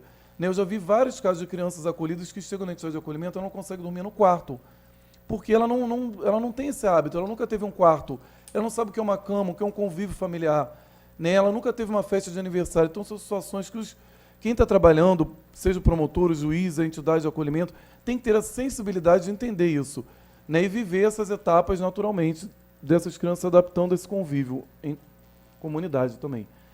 Os dados, né, do Cadastro Nacional de Adoção, temos cerca de 4.549 adotados, habilitados no CNA, apenas 15.692, que é 36%, aceitam adotar irmãos, e apenas 652, que é 1,5%, aceitam adotar crianças com até 10 anos de idade. Por outro lado, nós temos 8.700 crianças e adolescentes cadastrados no sistema e 4.809 possuem mais de 10 anos de idade. Então, aquela lógica do porquê a conta não fecha. A gente está aqui para mudar esses perfis e mudar essa realidade dessas crianças acolhidas. Aqui alguns dados que a gente puxa no nosso sistema de acolhimento, né, do MCA, das crianças que estão disponíveis para adoção. Estamos falando do universo das crianças do Rio de Janeiro. Né, o sistema ele tem numa ponta pessoas do Brasil inteiro habilitadas no CNA e de outras crianças do Rio e adolescentes das adoções necessárias. Bom, então aqui, por exemplo, se a gente pega ali o perfil de faixa etária de 0 a 3 anos, a gente tem, por exemplo, 4 disponíveis à adoção. Esse dado é de dezembro, né, ele tinha pelo nosso sistema 167, já com a situação jurídica totalmente regularizada. Claro que esse número é dinâmico, tem uma audiência concentrada, aumenta, ele vai mudando a todo momento, né, o dado ele é muito dinâmico dentro do sistema, mas se a gente for fazer a soma dessas colunas, a gente tem os motivos principais pelos quais as crianças estão disponíveis à adoção. Então, a orfandade e a destituição do poder familiar transitada em julgado e os pais desconhecidos. Ali, somando as colunas, a gente vê que 96% tem mais de 7 anos de idade aqui no Rio e 69% mais de 3 anos de idade. Então, isso mostra a importância de todas essas campanhas e todo o trabalho em torno das adoções tardias. Agora, alguns dados sobre deficiências e doenças crônicas. Então, vamos lá. Quem tem, dos disponíveis à adoção do universo 167 de dezembro, 34 tinham deficiência. Né? Desses aí, 6 estavam disponíveis à adoção porque eram órfãos, 28 com a destituição do poder familiar transitada em julgado e não tinha nenhum com pais desconhecidos. Doenças, a gente tinha em dezembro 70 com doenças crônicas, sendo 16 estavam disponíveis à adoção por orfandade e 54 por destituição do poder familiar transitada em julgado. E a gente sabe que esses dados eles têm que estar sendo checados o tempo inteiro e a gente tem um cuidado lá, eu vou mostrar mais um pouquinho à frente, de verificar essa situação de doença, porque quando você cria um estigma para a criança de que ela tem uma doença psiquiátrica, uma deficiência, porque alguém acha isso, alimentou o sistema de uma forma equivocada, você já cria um estigma. Né? Eu já vi casos concretos que isso fez toda a diferença na vida da criança. Então a gente tem exigido que junte-se a ficha da criança um laudo, para ver se realmente tem uma doença, qual o CID, se é algo que seja um dado relevante para a adoção dela. Quem são crianças e adolescentes que querem uma família ainda? Agora vamos pegar a tabela em relação ao tempo do acolhimento. Bom, então ali começa a escala do menos de 6 meses até mais de 10 anos, que é uma situação dramática, terrível, em que a gente vai se perguntar, todos nós, operadores do direito, sem apontar o dedo para ninguém, onde falhamos, por que uma criança está acolhida, um adolescente, há mais de 10 anos, mas isso acontece, é uma realidade, às vezes tem casos de doenças, deficiências gravíssimas, enfim.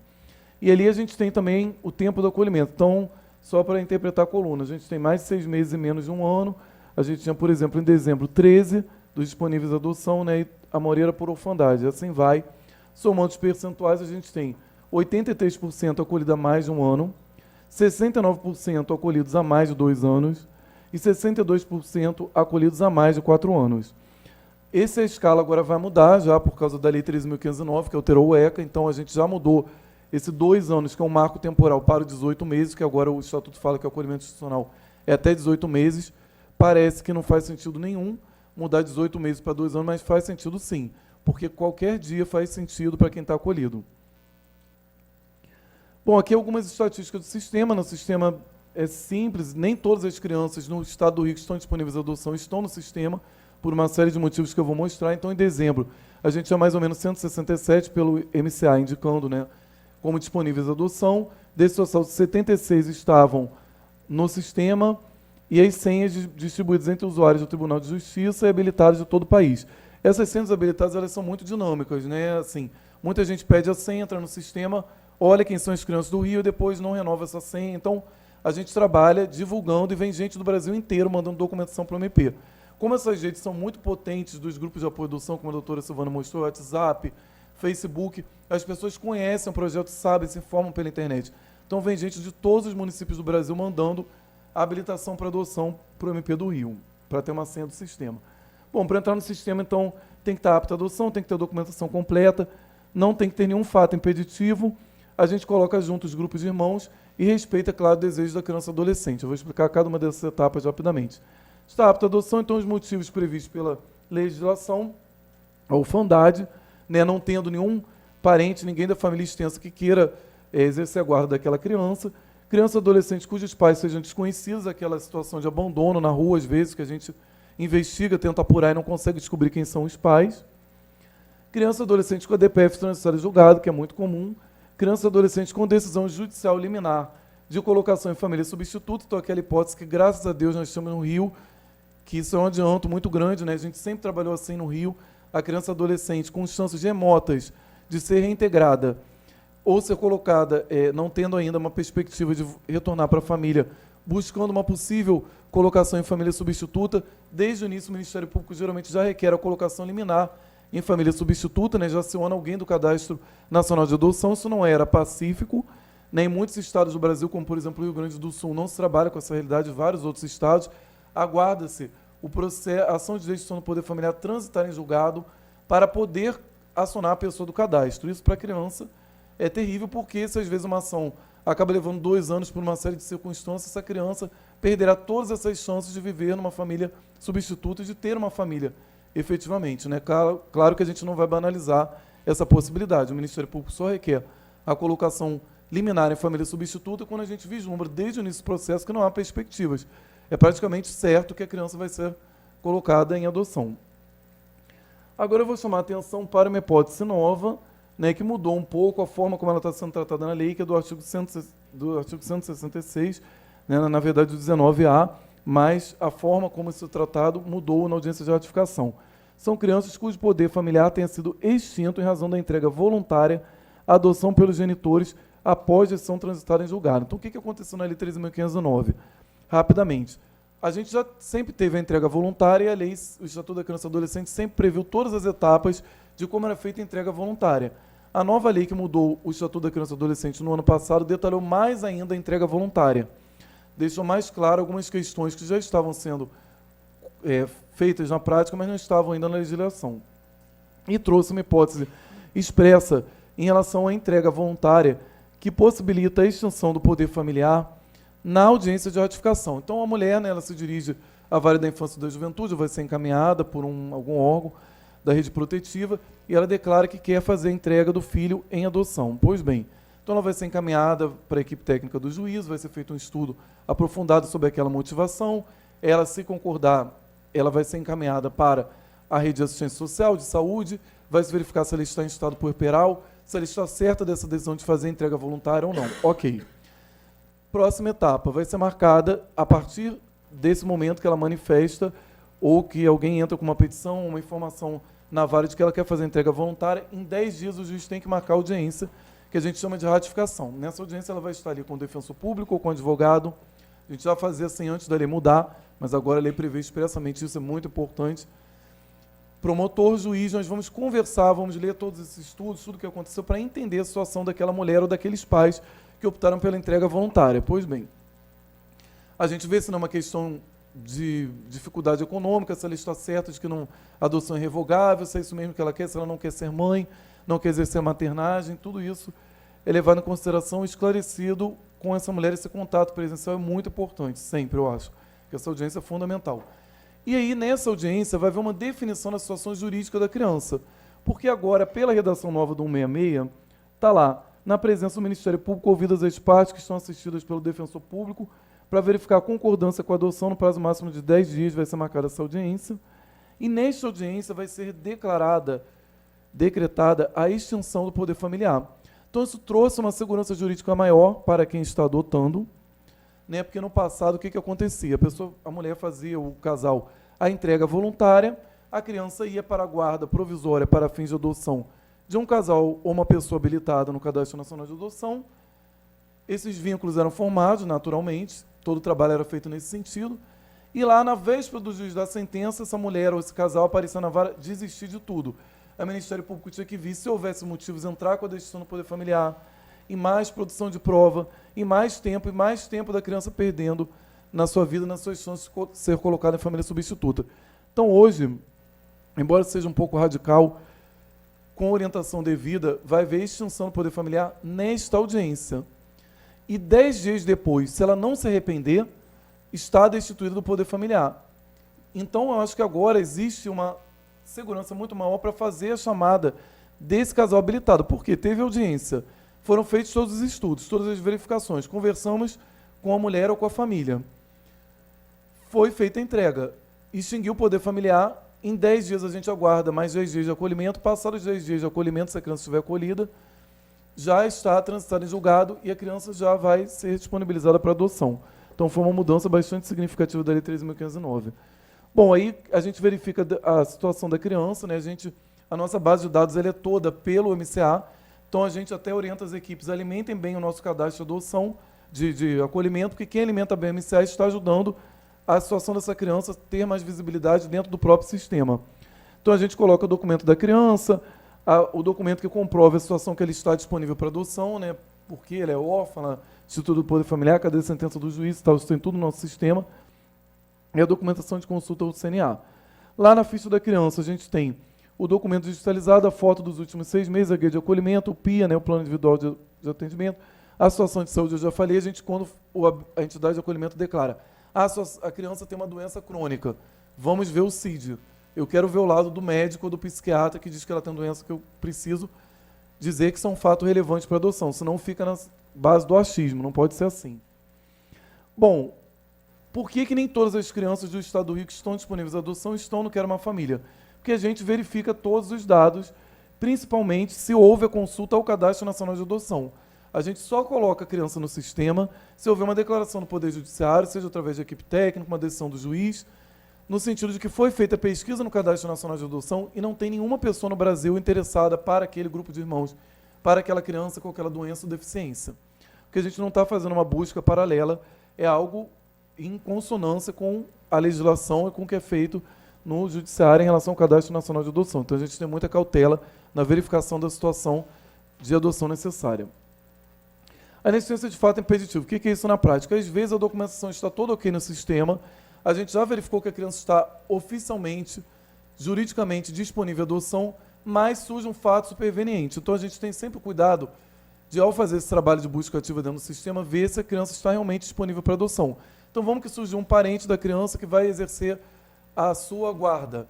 Vamos supor que seja um grupo de irmãos, um irmão conseguiu trabalhar sua autonomia, está agora com 19, 20 anos, se organizou para exercer a guarda dos outros irmãos. Teoricamente, eles estão disponíveis à adoção, eles estão todos instituídos do poder familiar, mas esse irmão vai exercer a guarda. Então, a adoção não é a melhor solução nesse caso. Então, a gente tenta conversar com o promotor e com o juiz, fazendo a verificação para saber que aquela decisão foi acertada. Situação do grupo de irmãos, a lei fala, né, no 92, no 28, parágrafo 4º, da não separação. Então, se a lógica, a determinação de não separação do grupo de irmãos, a gente só separa se o juiz determinar. Se não determinar, eles vão aparecer no sistema enquanto grupo de irmãos. O desejo da criança e adolescente, tem criança e adolescente que não quer participar do projeto, né, informado, de acordo com a sua capacidade de compreensão, e alguns falam, não quero, então tudo bem, vamos respeitar. Como o doutor Sérgio falou, ninguém vai ser forçado a gravar um vídeo. E a gente conseguiu finalmente, com muita dificuldade, porque eu acho que a coisa mais difícil que existe nos órgãos públicos hoje em dia é TI, são muitos projetos, são muitas filas dentro da instituição, e a infância e a juventude é prioritária, mas a gente tem que lutar para fazer valer a nossa prioridade, né? Não basta apresentar a Constituição, né? Tem que ter um algo mais, eu fico no algo mais ali passando pires para conseguir algo mais e quebrei minha cabeça lá dentro do MP, com vários projetos na fila, nós conseguimos fazer vídeos de cerca de 1 minuto e 20, muito curtinho, muito simples, né, gravado de celular, da entidade de acolhimento. A gente já está com 50 vídeos online no Quero Uma Família. Não é uma produção maravilhosa, até porque a gente não tem condições de fazer isso, e é uma forma da gente mostrar que aquela criança, né, tem potencial, quer ser adotada. São vídeos muito espontâneos, não tem nenhuma situação forçada de parecer que aquele é um mundo de contos de fadas. É a criança real, falando do que ela gosta. Alguns falam sobre a adoção, ou se querem ser adotados, outros não falam nada sobre isso, falam sobre a escola. É um videozinho muito curto. E também a gente junta redação, formas de expressão da criança. Teve um adolescente que ganhou um concurso da Defensoria de Redação, a gente pediu autorização dele, digitalizou a redação e colocou. Enfim, todo o material colocado no sistema. Quem usa o sistema? Pessoas habilitadas à adoção no Cadastro Nacional de Adoção, promotores e equipes do MP, procuradores da infância do MP e juízes de todo o estado do Rio de Janeiro. Bom, os habilitados, basicamente, eles mandam alguns documentos, só para a gente ter um controlezinho mínimo. Basicamente, eles mandam a sentença do juiz, o certificado de habilitação, expedido pelo juiz, só para poder controlar o tempo da habilitação, comprovante de residência. Eles assinam um termo de confidencialidade, sabendo que, enfim, aquelas informações que eles vão ter acesso, né, são de crianças, que eles não podem estar divulgando diretamente sem autorização. Ali tem a apresentação do sistema, então entra na página do MP ou joga no Google Quero Uma Família, já aparece a ocorrência do sistema, ou entra na página do MP, e lá na base da página do MP tem vários logotipos, e lá vai ter aquela imagem que eu mostrei inicial, que é da casinha com as 4 carinhas, que é o do projeto. E vai entrar nessa área restrita, então a pessoa vai colocar o seu login e sua senha. Essa tela de boas-vindas, ela tem os gráficos das crianças do Rio de Janeiro que estão disponíveis à adoção, que são o público da adoção necessária, aqueles que eu falei, e quais são os motivos pelos quais elas estão no sistema, com gráficos ali em relação à idade, se são meninos e meninas e tal. Ali clicou naquela carinha ali do smile, ele vai entrar no sistema. Aí nós temos simulação, né, não colocamos fotos de uma criança, mas no sistema real são fotos do nosso sistema de acolhimento. O sistema migra informações do MCA, que é a nossa base de acolhimento, para o Quero Uma Família. Então vou ter fotos reais de menos de 6 meses das crianças e adolescentes de adoção necessária. Ele tem um filtro, eu posso colocar um nome, e se é sexo masculino ou feminino, ou posso ir de página em página, vendo 12, 13 páginas, todos que estão disponíveis à adoção, que estão no sistema. O sistema ele já automaticamente mostra do menos procurado no CNA para o mais procurado. Então, o primeiro que vai aparecer automaticamente ali é um adolescente com deficiência que tem um irmão. O último é um bebê com microcefalia que foi adotado através desse encontro promovido pelo nosso sistema. Ali tem um número que não é nada assim, eu não gosto desse número também, eu estou tentando mudar, pensar numa outra forma, mas apenas para garantir o sigilo e que esse habilitado, sem orientação, sem ter o controle do judiciário, vai diretamente à entidade de acolhimento. Então, na verdade, a gente põe os dados da criança, mas a gente encaminha essa pessoa habilitada interessada para a vara da infância responsável pelo acolhimento. A gente não quer colocar onde ela está acolhida para que a pessoa vá diretamente lá, né, sem que tenha um controle do judiciário e do Ministério Público. Ali tem o nome da menina e tem que ela é nascida em 5 de fevereiro de 2002, 14 anos de idade. Ela tem mais uma irmã, deve ser adotada em conjunto. Ali embaixo tem o que está alimentado no sistema, o que está azul é porque tem informação, se está apagada é porque não tem, então ela não tem nenhuma situação de saúde, ela tem mais um irmão ou mais de um irmão. Tem alguns gostos e preferências, algumas fotos foram juntadas e não tem vídeo nem arquivo de voz dela. Ali é a irmã dela, que também está disponível para adoção junto com ela. Gostos e preferências como se fosse um desenho, uma redação, qualquer coisa que a criança queira produzir. Ali fotos da convivência comunitária, dela na entidade de acolhimento. Aí vamos supor que a pessoa habilitada à adoção, ela quer conhecer mais sobre a Adriana, ela vai clicar lá. Abre essa ficha, ela coloca lá seu e-mail, escreve o que ela quiser para a gente. Eu recebo esse e-mail. Eu, fulano de tal, gostaria de ter mais informações sobre a Adriana, que está no Quero Uma Família. Estou consciente que esse e-mail não constitui um compromisso, vou ser contactado para receber informações. A gente tem uma parceria aqui muito boa com o Tribunal de Justiça. Então, a gente tem uma parceria da DIAT, da Corregedoria. A gente faz esse fluxo de informações o tempo inteiro, encaminhando esses habilitados para as varas da infância, onde estão essas crianças. Aí, a visão que a gente tem de dentro do sistema do gestor do Estado inteiro. Então, eu sei, por exemplo, o que está pendente de cada entidade de acolhimento para aquela criança, é a foto, é a ficha do CNA que não está anexada, quais são as entidades, quem são os habilitados cadastrados, que ficha que eles estão vendo no sistema, quais são as entidades de acolhimento. A ideia do sistema é promover um encontro entre pessoas habilitadas e crianças e adolescentes que estejam disponíveis à adoção. É um trabalho simples, já não tem nada demais nesse sistema, nada mais do que um sistema de busca ativa, mas que faz isso de uma forma organizada e de uma forma institucional para o MP.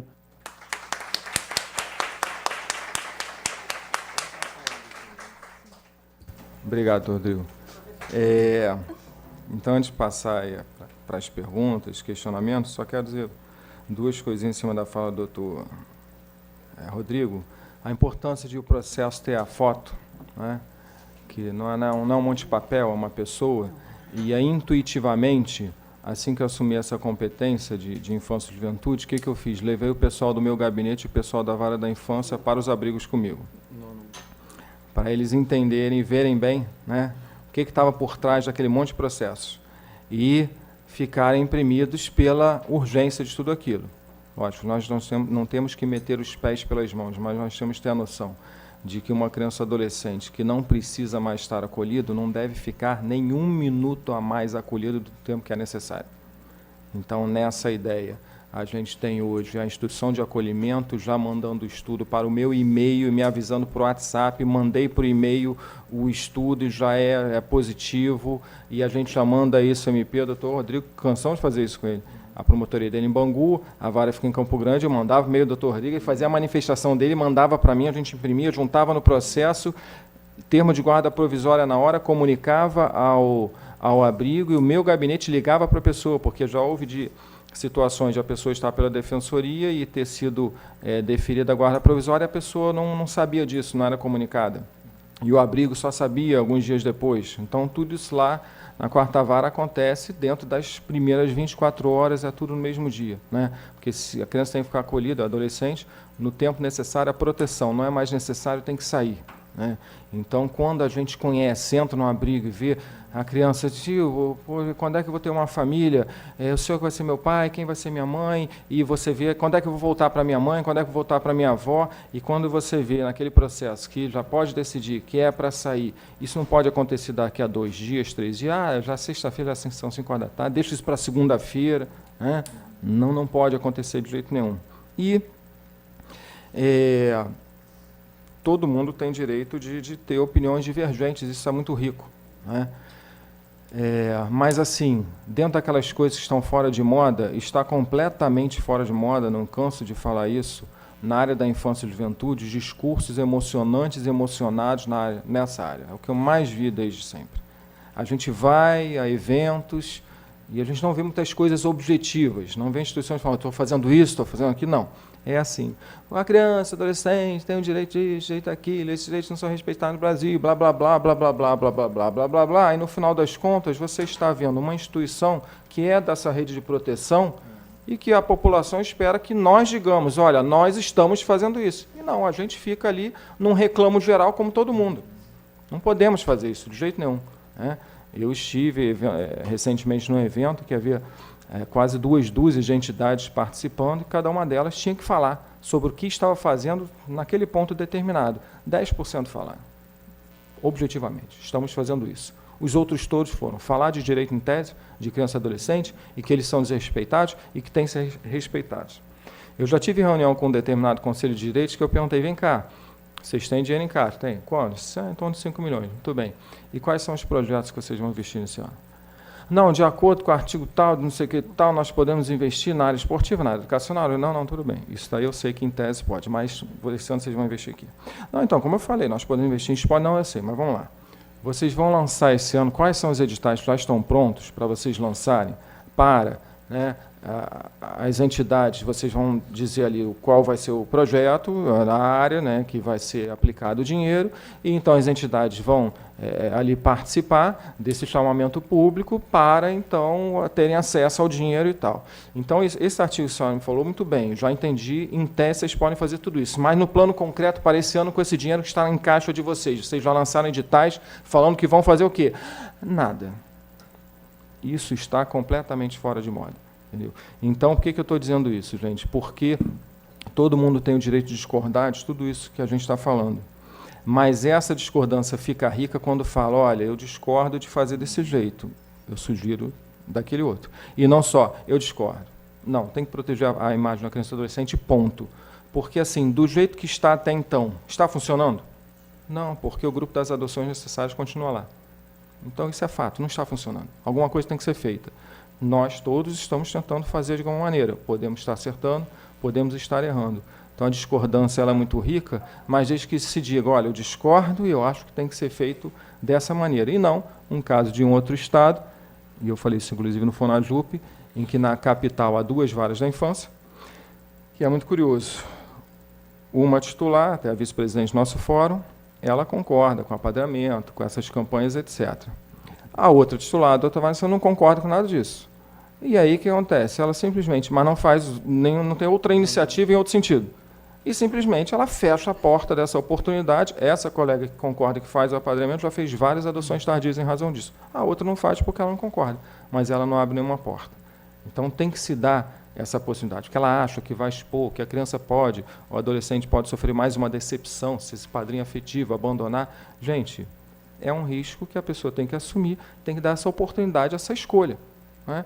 Eu lembro, direito do trabalho, tinha um professor que era um terror na faculdade. E ele deu lá uma nota de uma prova que ninguém gostou, inclusive eu.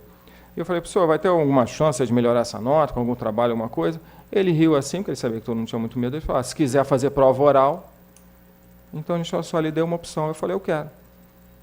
Quer? Quero. Eu fiz lá a prova oral, consegui melhorar um pouquinho a minha nota. Então, assim, qual o direito que nós temos de não dar nenhuma opção, né? Lógico, a independência funcional deve ser respeitada ao máximo, mas nós, juízes, temos que ter essa consciência, né? Qual o direito que nós temos de fechar portas? Porque quem vai sofrer as consequências desse meu entendimento não serei eu, será aquela criança adolescente. A doutora Silvana citou aqui o Adote um Boa Noite de São Paulo. O presidente do Colégio Nacional de Coordenadores de Infância, ele é de São Paulo, é um desembargador de São Paulo. E ele falou, olha, esse projeto deu um boom quando foi lançado, a vara mal está conseguindo trabalhar, de tanta gente que apareceu, houve adoções, a razão dele. Mais do que não deu adoção, nós estamos tendo muitos apadrinhamentos afetivos. E quem trabalha com isso sabe que um dos maiores problemas que a gente tem nessa área é quando o garoto vai completar 18 anos, vai sair para a vida e ponto, e sem nenhuma referência. E quando ele tem um padrinho afetivo, pelo menos, ainda que não tenha sido adotado, pelo menos com uma referência ele sai, né? Então, isso tudo, na prática, é muito importante. Gente, por favor, façam suas perguntas para os nossos palestrantes, críticas, sugestões. Desembargadora. Bom, em primeiro lugar, cumprimentar os 3 pela excelente intervenção sobre um tema que precisa ser sempre lembrado, e são pessoas que fazem a diferença, porque a gente sabe que todos estão exercendo essa tarefa como profissionais que são, mas a gente pode ser mais ou menos apaixonado pelo aquilo que faz, e a fala dos 3 mostra o quão apaixonados são pelo tema. Na verdade, não é uma pergunta, é talvez um apelo, né? De que a adoção internacional também seja lembrada nesse contexto da busca por famílias adotivas, né? A gente sabe que a adoção internacional é um tema muito cercado de preconceito, não sem razão, a gente sabe disso, mas a gente também sabe que hoje os países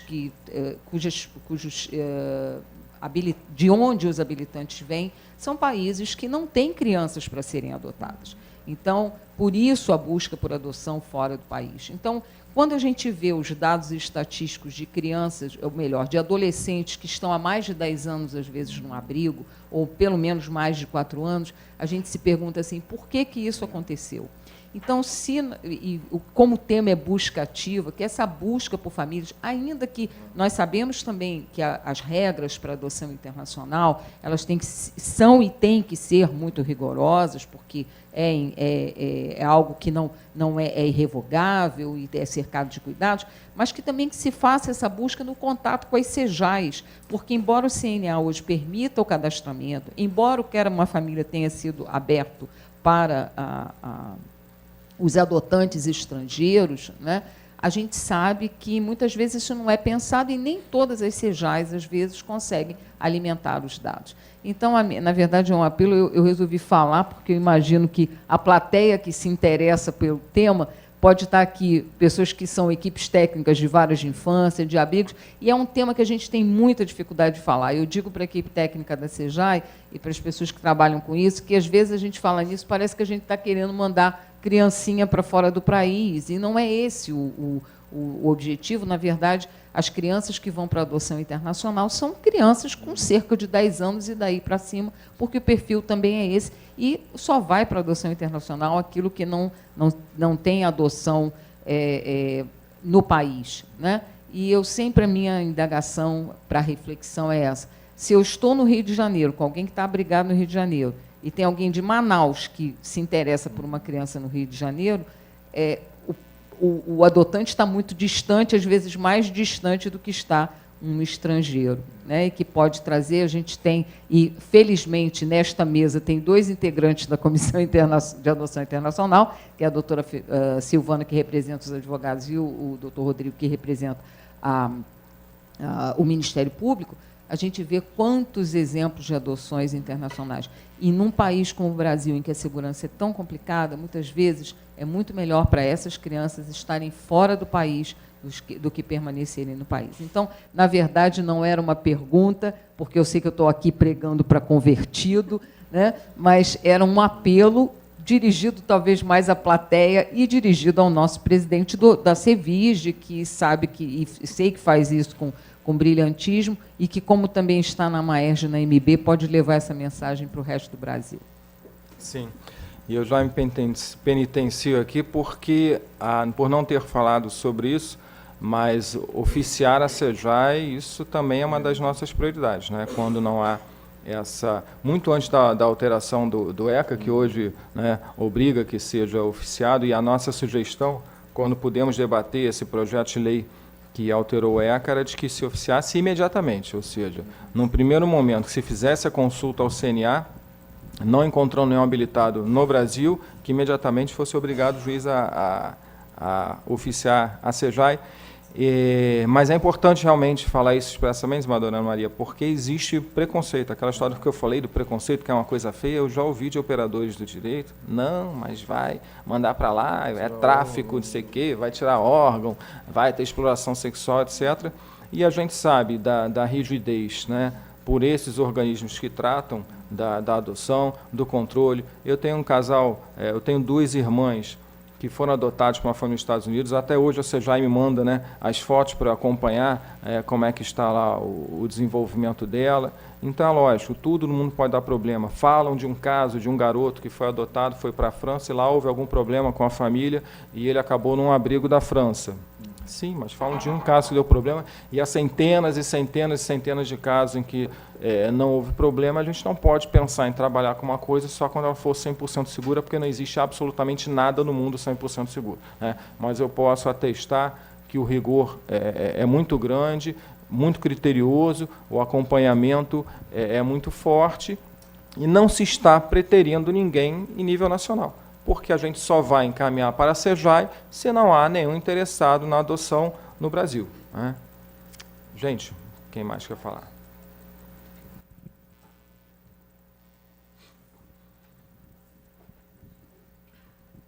Meu nome é Liliane, sou servidora aqui do TJ, e toda vez que tem alguma coisa com o doutor Sérgio, com vocês, eu procuro assistir. Também não é pergunta o que eu tenho a dizer, é uma reflexão mesmo sobre a busca ativa. Eu estou com uma guarda de 3 menores há 9 meses que foram encontrados pela busca ativa. Nunca tive a oportunidade de dizer que foi a Silvana, através dela, que nos veio a mensagem pelo WhatsApp. Fico emocionada, desculpa, porque tem muito pouco tempo. E hoje estou aproveitando a oportunidade para agradecer e ratificar essa questão mesmo da busca ativa, que é muito importante, a questão da gente ter mesmo o contato com essas crianças e esses adolescentes. Quando vi os adolescentes ali falando no Fluminense, né, lembrei muito do meu filho, que o sonho dele é ser jogador. Ele tem 14 anos. É um adolescente lindo, lindo, lindo, e que nunca... E ele já falou para mim que a gente foi a oportunidade da vida dele, porque ele estava ali há tanto tempo, e quem ia adotar ele? Com 14 anos já. É um grupo de 6 irmãos, de Unai, não sei se você lembra. Até vi o nome da Olivia ali, que eu acho que foi através dela que veio, né? e o juiz iria desmembrar o grupo em 2 ou 3 famílias. Meu marido recebeu o WhatsApp e mandou os nossos dados. A gente já estava habilitado há 4 anos aqui em Niterói, né? O nosso cadastro, a gente mora em Niterói. A gente aceitava qualquer estado, a gente podia viajar, a gente não tinha. A única restrição que a gente tinha era a questão da saúde, mas de resto a gente não tinha nenhuma. Então nós ficamos com 3. A outra, e aí viajamos para Unai, conhecemos os 6, e aquela coisa que o senhor falou, você vai me levar também, né, tia? Porque se ele vai, eu também tenho que ir. Eles são meus irmãos, eu vou também. Passamos uma semana de choro na cidade, buscando como fazer para tirar os 6 daquele abrigo. E aí, em contato com o Quintal de Ana, o grupo de apoio de Niterói, elas conseguiram encontrar a Patrícia, que eu queria muito que ela estivesse aqui comigo. Ela estava na caminhada ontem comigo. Estávamos com os 6 lá na caminhada, vimos vocês lá. E encontraram a Patrícia, que se dispôs a viajar no dia seguinte. Ela pegou o carro e foi para Unai, que eu não sei se alguém que conhece, fica muito longe, a quilômetros de distância daqui, de Brasília, são mais 2 horas de carro até lá. E Patrícia ficou com as outras 3 crianças. Nós tiramos os 6 do abrigo no mesmo dia. Graças a Deus, não ficou ninguém para trás deles, né? Porque o abrigo tem 23 crianças e também na mesma situação, querendo muito serem adotados. O abrigo faz um trabalho maravilhoso, a comarca, a equipe técnica lá é ótima. Eles fazem muitas adoções, inclusive internacionais. A gente escutou várias histórias de adoção internacional na cidade. E é isso, é só mesmo a questão de reforçar e agradecer agora que eu tive a oportunidade, e dizer que vocês realmente são maravilhosos. Eu faço questão de, sempre que eu posso, estou aqui. E hoje, pela primeira vez, estou falando, né, porque eu estava na fila, né, agora estou já no outro lado. E, enfim, a busca ativa, a questão de se conhecer as crianças, porque é conhecendo esse adolescente, é escutando ele, é vendo a beleza que ele tem, que a gente se apaixona e traz ele para casa. Queria muito até mostrar uma foto de meu celular, acabou a bateria, eu até mostraria, mas eles são lindos. Os meus... O Felipe tem 14, fez 14 com a gente, ele tinha 13. O Walter tem 4 e a Emily fez 2 anos com a gente também. Os outros 3 têm 10, 9, 10, 12, 10 e 7. Era um grupo bem grande, de bastante idade, né? Enfim, muito obrigada, só isso. Gente, é o seguinte, a gente vai morrer porque tem que morrer, né? Não fisicamente. Mas eu não queria morrer, não, mas tem que morrer, a gente vai morrer, né? Mas, assim, se for para morrer num evento conjunto, tipo um acidente de ônibus, de avião e tal, eu queria muito estar com a doutora Silvana. Porque ela é um pistolão para entrar no céu, que quando seu São Pedro vira o grupo chegando, é só a doutora Silvana falar, estão comigo. Ele abre a porta, entra todo mundo, porque em vários eventos a gente ouve as pessoas fazendo esses relatos e da atuação, né, da doutora Silvana, com essas adoções tão bacanas. Obrigado aí por você partilhar com a gente isso. É muito importante, nos retroalimenta, né, ouvir essas histórias. Gente, mais alguém? Sim, não? Ninguém da equipe técnica, gente? Quer fazer uma perguntinha? Nada? Pode fazer pergunta, apelo, Pode fazer o que quiser. Pedir aumento. Ali. É. Só não vale fazer a gente chorar, que a gente tá mais na idade, não.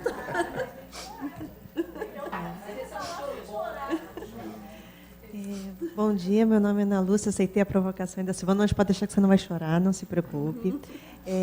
Só queria lembrar, assim, eu cheguei a participar do grupo de busca ativa da Angá de algum tempo, e realmente, assim, elas ficam até sábado, domingo, ali teclando, trocando mensagens. Eu falei assim, gente, eu não consigo acompanhar o ritmo desse pessoal, porque realmente elas vestem a camisa da adoção.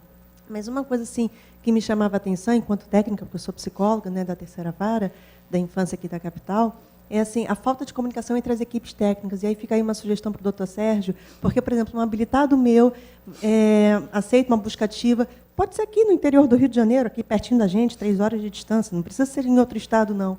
Mas aí o que acontece? O juiz de lá, a equipe de lá não entra em contato com a gente, e muitas vezes eles estão mudando o perfil. E aí o que acontece? Começa um estágio de convivência, com um perfil totalmente fora do que tinha sido no cadastro, e às vezes chega até a devolver, mesmo com a guarda para fins de adoção, eles devolvem essa criança, esse adolescente. Isso não fica registrado no CNA, então assim, a gente sabe, às vezes até pelos grupos de busca ativa da ANGAAD, muitas vezes eu fico perturbando a Silvana, assim, tipo, como assim? Devolveu? Mas isso não está no sistema. Como é que eu vou saber? Estou sempre sabendo através de outras pessoas. Então, assim, fica aí a ideia, uma sugestão mesmo, assim, das equipes técnicas dos juizados poderem, na busca ativa, se comunicarem para benefício dessas crianças, desses adolescentes, porque devoluções estão acontecendo, infelizmente, e a gente não sabe. Quando a gente é acionado, já é tarde demais, aquela família já está com aquela criança, mas o perfil deles é de 6 anos, eles adotaram um de 13, entendeu? Então, assim, para a gente poder melhorar a busca ativa e ganhar mais credibilidade de todo mundo, e principalmente beneficiar essas crianças, esses adolescentes, fica aí a sugestão da gente começar a se comunicar de uma forma melhor para, enfim, poder ajudá-los e melhorar cada vez mais a busca ativa, né? E parabéns à ANGAAD, porque eu realmente sou testemunha assim, do quanto que elas ficam de segunda a segunda aí, procurando famílias para essas crianças e para esses adolescentes. Bom, acolhida a sugestão, que já era uma preocupação nossa, é uma realidade. E, inclusive, quando a gente tem uma mudança de perfil, há uma, né, como eu falei, tudo isso tem que ser feito com critério. Então, há uma necessidade e de um preparo específico, né, para essas pessoas, porque a gente sabe que questões podem acontecer. Por exemplo, há poucos dias me passaram no WhatsApp aqui, porque o mundo inteiro tem um WhatsApp, falando, doutor, olha só, o fulano, adolescente tal, não sei o que lá, não está querendo estudar, não está querendo isso. Eu queria ver se eu autorizava, arrumava um jeito de eu levar ele para um presídio, para ele ver a realidade aí, tipo assim, para educar, mostrar, olha lá, quem não estuda e tal, vai preso. Eu falei, vem cá, ele está fazendo acompanhamento psicológico? Não.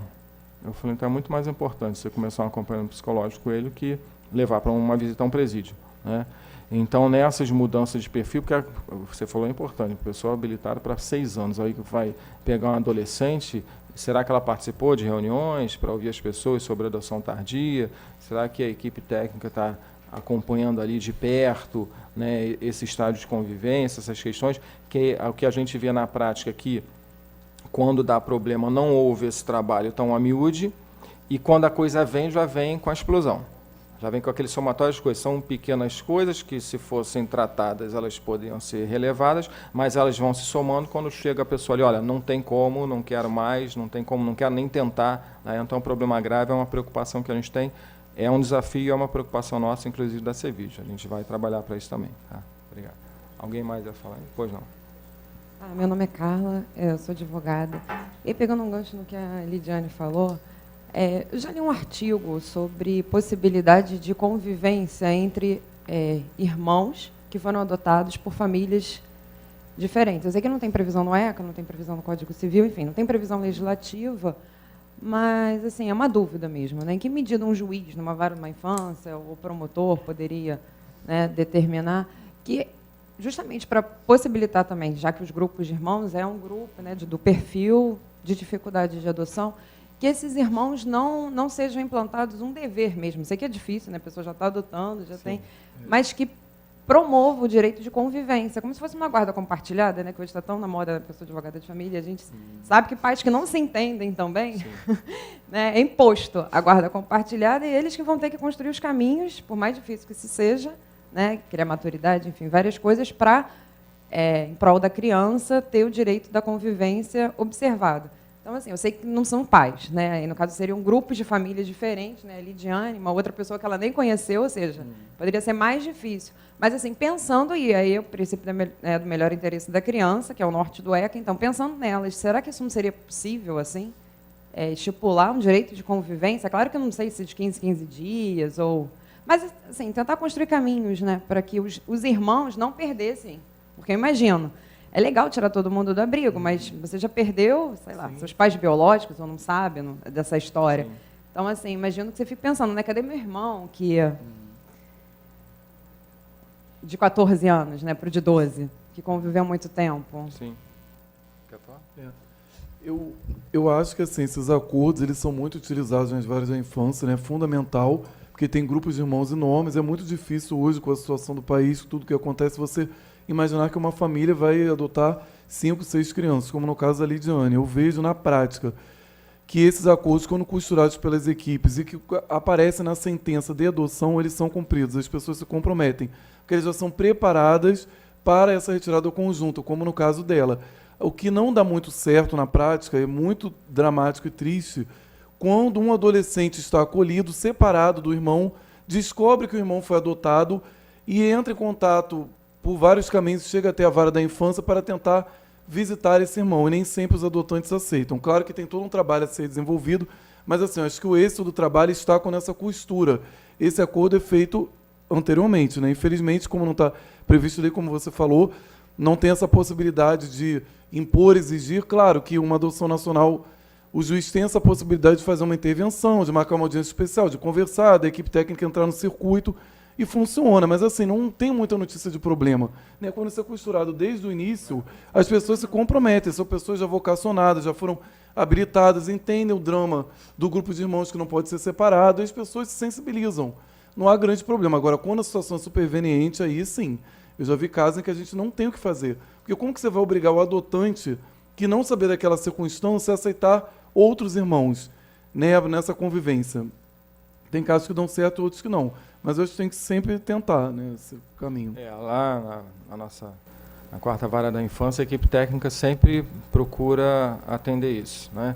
Ela sempre procura famílias que aceitem manter os irmãos em contato, que morem próximo. Foi até engraçado, um dia que eu estava fazendo audiências, aí fiz uma audiência de adoção de uma menina. Aí ela saiu, eu ouço lá fora, maior gritaria e tal. Aí entra uma outra de adoção também. Aí fiz a adoção. Saiu. Aí entrou a terceira. Falei, cara, o que está todo mundo gritando lá fora e tal? E aí que eu vi, eram 3 irmãs, né? Mas cada família adotou uma, mas a equipe técnica teve cuidado de pegar 3 famílias de Campo Grande que se comprometeram a manter em contato. E eu perguntei, mas aí, como é que tá? Porque já estava com a guarda provisória há um tempão. Não, elas se visitam toda hora, é festa de aniversário, é isso, aquilo e tal. Então, existe essa preocupação, né, de tentar fazer isso em conjunto. Mas a lei não obriga. E realmente nós temos situações na prática que são complexas. Nós temos, às vezes, um irmão, que estou com um caso, como o doutor Rodrigo falou, isso é tudo muito dramático para a gente, né?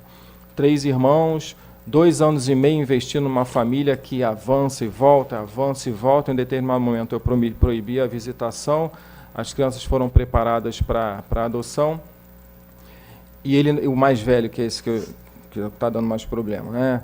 Ele não que aceitava de jeito nenhum, e, enfim, depois começou a aceitar, foram colocados os 3 irmãos. E aí, primeiros dias, tudo muito bem, dali a pouco ele começou a ter um comportamento, certos adotantes falaram, não dá, e a gente viu que, às vezes, o comportamento de um pode prejudicar a adoção de todos. Às vezes a gente tem isso, né? E ele acabou voltando para o abrigo.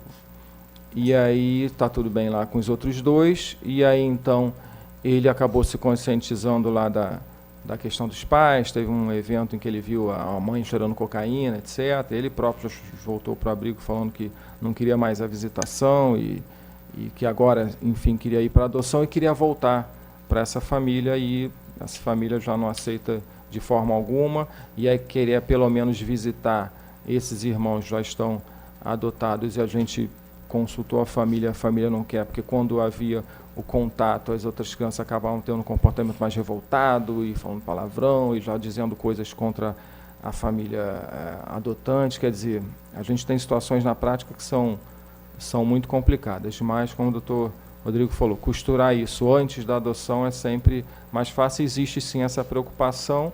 Agora, não dá para fixar a guarda compartilhada, nem assim por analogia, porque, né, ali a adoção tem um outro caráter, uma outra natureza. O que a gente tem que tentar é sensibilizar. Obrigar por instrumento legal não tem como. Claro. E essa questão mesmo falada, né? Cada um já vem com isso dentro de si. A gente não precisou nem conversar, eu e ela. Vamos fazer isso? Não. A gente mesmo vê que as crianças gostam demais de estar juntas. A gente nunca tinha se visto na vida. Mas a gente sente no nosso coração que aquilo faz muito bem para elas. Então nós não somos melhores amigas ainda, porque porque nós estamos há 9 meses convivendo. Mas nós temos dias muito agradáveis juntas. Ela é solteira, eu sou casada, vamos os 3 adultos e as 6 crianças. E é de nós mesmo, né? A gente vê que aquilo faz bem demais para eles. Eles ficam numa alegria impressionante. Verdade. Então, cada um se dedica mesmo de coração. Isso. Mais alguém, gente? Pois não. Bom dia, mesa. Né? Me senti vaidosamente contemplada, porque eu sou Miriam, assistente social da Terceira Vara da Infância, né? Onde acontece esse trabalho nessa parceria com os grupos de apoio, a visitação aos abrigos, né? Também a situação do Gabriel, que era uma família, que era uma criança nossa lá da Terceira Vara, que até hoje eu tenho contato com a família adotiva por Zap, estão sempre me mandando foto do Natal, do Carnaval, ele fantasiado, ele crescido, né? Então isso é algo que nos prestigia e nos traz muito estímulo para continuar nesse trabalho, né, da adoção. E aí, por conta disso, falando até sobre o programa Quero uma Família, quando o doutor Rodrigo cita a necessidade dessa certificação de que essa criança já foi feita uma busca no CNA e tudo mais, há 15 dias atrás eu tive que fazer isso, e aí a dificuldade no Cadastro Nacional de fazer essa certificação. Porque quando a gente verifica a situação da criança no CNA, ela já está com várias famílias, às vezes, disponíveis no Cadastro Nacional, e são várias famílias, né, por conta daquele perfil, inclusive esse último caso até de famílias internacionais, e aí você tem que ir, né, indo caso a caso, e aí você vê que cada família daquela tem inúmeras ocorrências dizendo que ela não está mais disponível para aquela criança, porque ela, inclusive, já está visitando crianças na sua região, na sua comarca e tudo mais. Então, a dificuldade que porque às vezes são inúmeras ocorrências, e aí você não tem tempo suficiente para fazer isso, e aí não vou pedir aumento salarial aqui, mas assim vou pedir uma sensibilidade por conta da necessidade que a gente tem de quadro de pessoal, e eu soube que ontem, na passeata da adoção, parece que tem até um abaixo-assinado, né? Eu acho uma iniciativa extremamente necessária, porque para fazer essa abordagem de caso a caso, de família a família que está ali disponível para aquela criança, você tem que parar com todos os demais processos. Então, eu trabalho numa vara onde nós temos 6 assistentes sociais efetivos, né? E acho que 6 ou 7 psicólogos efetivos. Quer dizer, e a gente não trabalha só com habilitação para adoção, só com adoção, né? Que é uma vara de infância, juventude e idoso. Os processos de idoso vêm aumentando absurdamente. E a gente tem também, e é prioridade também, né? Então, assim, é necessário, é importante, mas o Cadastro Nacional, do jeito como está, e parece que, né, os Fonajupes estão aí tentando modificar, melhorar, qualificar, porque a dificuldade é muito grande, até para dar essa certidão. Então, quando eu fui falar com a doutora Mônica, eu falei, olha, eu não sei se realmente não tem família nenhuma para essa criança, porque se eu fosse ler todas as ocorrências, ver todas as disponibilidades, e, ao final disso tudo, você ainda verifica que essas famílias, por mais que tenham ocorrência de que já estão em estágio de convivência, em aproximação, algumas já até em guarda, né, de crianças, elas continuam disponíveis no Cadastro Nacional. Quer dizer, nem a alteração no Cadastro Nacional, e aí vai um pouco de encontro até o que a Ana Lúcia falou, porque, às vezes, a comarca já faz aquele estágio de convivência, aquela adoção, já está acompanhando, mas não vai ao cadastro para tirar aquela família como disponível. Então, ela continua como disponível, continua, às vezes, vinculada a crianças que... Então, é um trabalho, né, efetivamente enorme, até para dar essa certificação. Então, a gente acaba ficando meio que inseguro de afirmar que realmente não tem família no Cadastro Nacional para aquela criança, porque o Cadastro Nacional também não ajuda. É uma ferramenta que, do jeito que está hoje, ainda nos traz muita dificuldade para essa certificação, né? Quer dizer, então, acaba correndo-se o risco de alguma coisa falhar, porque a ferramenta não dá conta de todos esses detalhes que a gente precisa fazer, e com um pouco mais de rapidez, né? Quer dizer, então, você acaba destinando um tempo ali para a situação de uma criança, quando você tem inúmeros processos de várias outras crianças, de vários outros idosos para dar conta, que o dia a dia acaba não dando conta, ainda mais com 6 assistentes sociais efetivos numa vara, como é a Terceira Vara, né? E aqui na capital, né? Porque essa não é uma realidade só da Terceira Vara. Então, eu só queria compartilhar ao mesmo tempo que essa satisfação, mas também as dificuldades que a gente encontra para dar conta de todas essas exigências, né, que são necessárias. Bom, quanto a pessoal, isso é mais um dos grandes desafios. Como eu falei, a gente não precisa de estatuto da adoção, não precisa de adoção em tudo e persona, não precisa nada disso. A gente precisa de equipe técnica, a gente precisa que a competência da infância e juventude possa, o magistrado que exerce essa competência possa se concentrar nela, né? A questão do idoso, a Civil, só para dar uma satisfação, a Civil já está apresentando, já apresentou recentemente pela 3ª vez um pedido para o tribunal para retirar essa competência do idoso das varas da infância e juventude da capital. E a gente depende de N outras questões administrativas para isso que aconteça, a aprovação pelo órgão especial, que por 2 vezes, por razões que ele entendeu justificadas, negou o pedido, nós estamos agora apresentando pela 3ª vez. Questão de pessoal, né, a gente do Rio de Janeiro atravessando essa situação que passa, limite de responsabilidade. Exatamente. Limite de responsabilidade fiscal, uma dificuldade muito grande para que o tribunal possa contratar. A gente trabalha com peritos, mas até a própria remuneração para os peritos ter que sofrer uma limitação, porque, pelos soubemos da administração, até o final do ano não haveria dinheiro para pagar os peritos se continuasse nesse ritmo. Então, essa crise financeira nos atinge assim profundamente, né? Infelizmente, mas essa é uma necessidade premente. Quanto ao CNA, há coisas que são culpa do CNA, coisas que não são culpa do CNA, né? Então, aquela vara que deixa de alimentar, porque realmente, a gente sabe o que é isso. Aí você vê lá, aquela família está ali, aí você liga, né? Tem um trabalho, né, de ligar, para tudo, está liga. Não, eu já adotei, não, já desistiu, isso, aquilo, e, poxa, não anotaram, né? Não colocaram ali, não retiraram, né? Então, a falta de alimentação é um problema, né? Mas o outro, aí, nessa modificação que foi sugerida do CNA, já foi até sugerido, quando houver 3 ocorrências, para automaticamente o sistema já retirar essa pessoa, mas comunicar ao juiz e à pessoa, para que ela possa justificar, não, doutor juiz, foi a situação tal ou qual, para não ficar essa situação de N ocorrências e continuando a continuar no sistema, mas vamos ver, isso foi sugerido, vamos ver o que o CNJ vai nos dizer. Mas, sim, é um problema sério, um desafio sério que a gente tem, porque parar para consultar todos esses, telefonar um a um, isso para o serviço da vara, que tem ações de extinção do poder familiar para fazer estudos, guardas, adoções, etc., etc. É um problema sério, mas só para saber que nós não estamos alheios a isso. Sabemos disso, estamos trabalhando junto ao tribunal, mas o próprio tribunal tem limitações, inclusive de ordem financeira, para poder atender de forma imediata essas questões.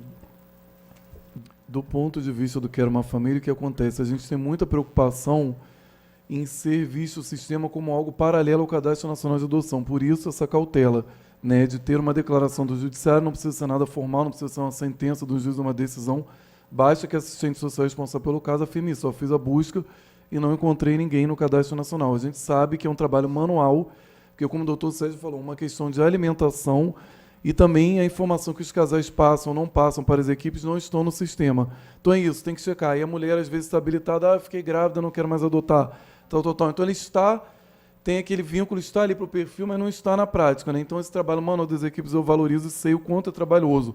Mas esse é um problema que vai ter que ser enfrentado até pelo Poder Judiciário pelo seguinte sentido. Isso já era feito, essa verificação, todas as equipes fazem, tem muito trabalho com isso, mas agora, até a Lei 13.509, mudou o artigo 51 em relação até à adoção internacional, né? Agora tem que ser uma certidão sobre isso. Então, essa certidão ela vai ter que ser produzida principalmente para adoção internacional. Então, a gente vai até utilizar esse documento também, né, agora, para colocar no sistema. Artigo 51, parágrafo 1º, inciso 2, da Lei 13.509. Fala agora, é algo mais formal do que antes. É uma certidão mesmo da equipe dizendo, olha, não tem nenhum habilitado nacional para aquele perfil, por isso vai para adoção internacional. Mas é assim, um excesso de cautela mesmo, que a gente não quer cruzar caminhos com o CNA, não é esse o objetivo, né? Uma busca ativa de sistema, mas não para fazer um trabalho paralelo, e sim para colaborar com esses encontros aí, e encaminhar para as varas da infância e juventude. Gente, devido à adiantada hora, já é hora da merenda, não é isso? Então, agradeço a presença de todos, particularmente nossos palestrantes, doutora Silvana Moreira, doutor Rodrigo Medina. Eu passo para a doutora Silvana o certificado e a gravação DVD com a palestra dela, para que seja devidamente divulgada. Para o Dr. Rodrigo Medina também o certificado e o DVD. E peço que a doutora Silvana entregue para mim o meu certificado, porque eu também dei palestra, também tenho direito. Muito obrigado, Silvana, muito obrigado. Então, declaro encerrado o evento. Agradeço mais uma vez a participação de todos.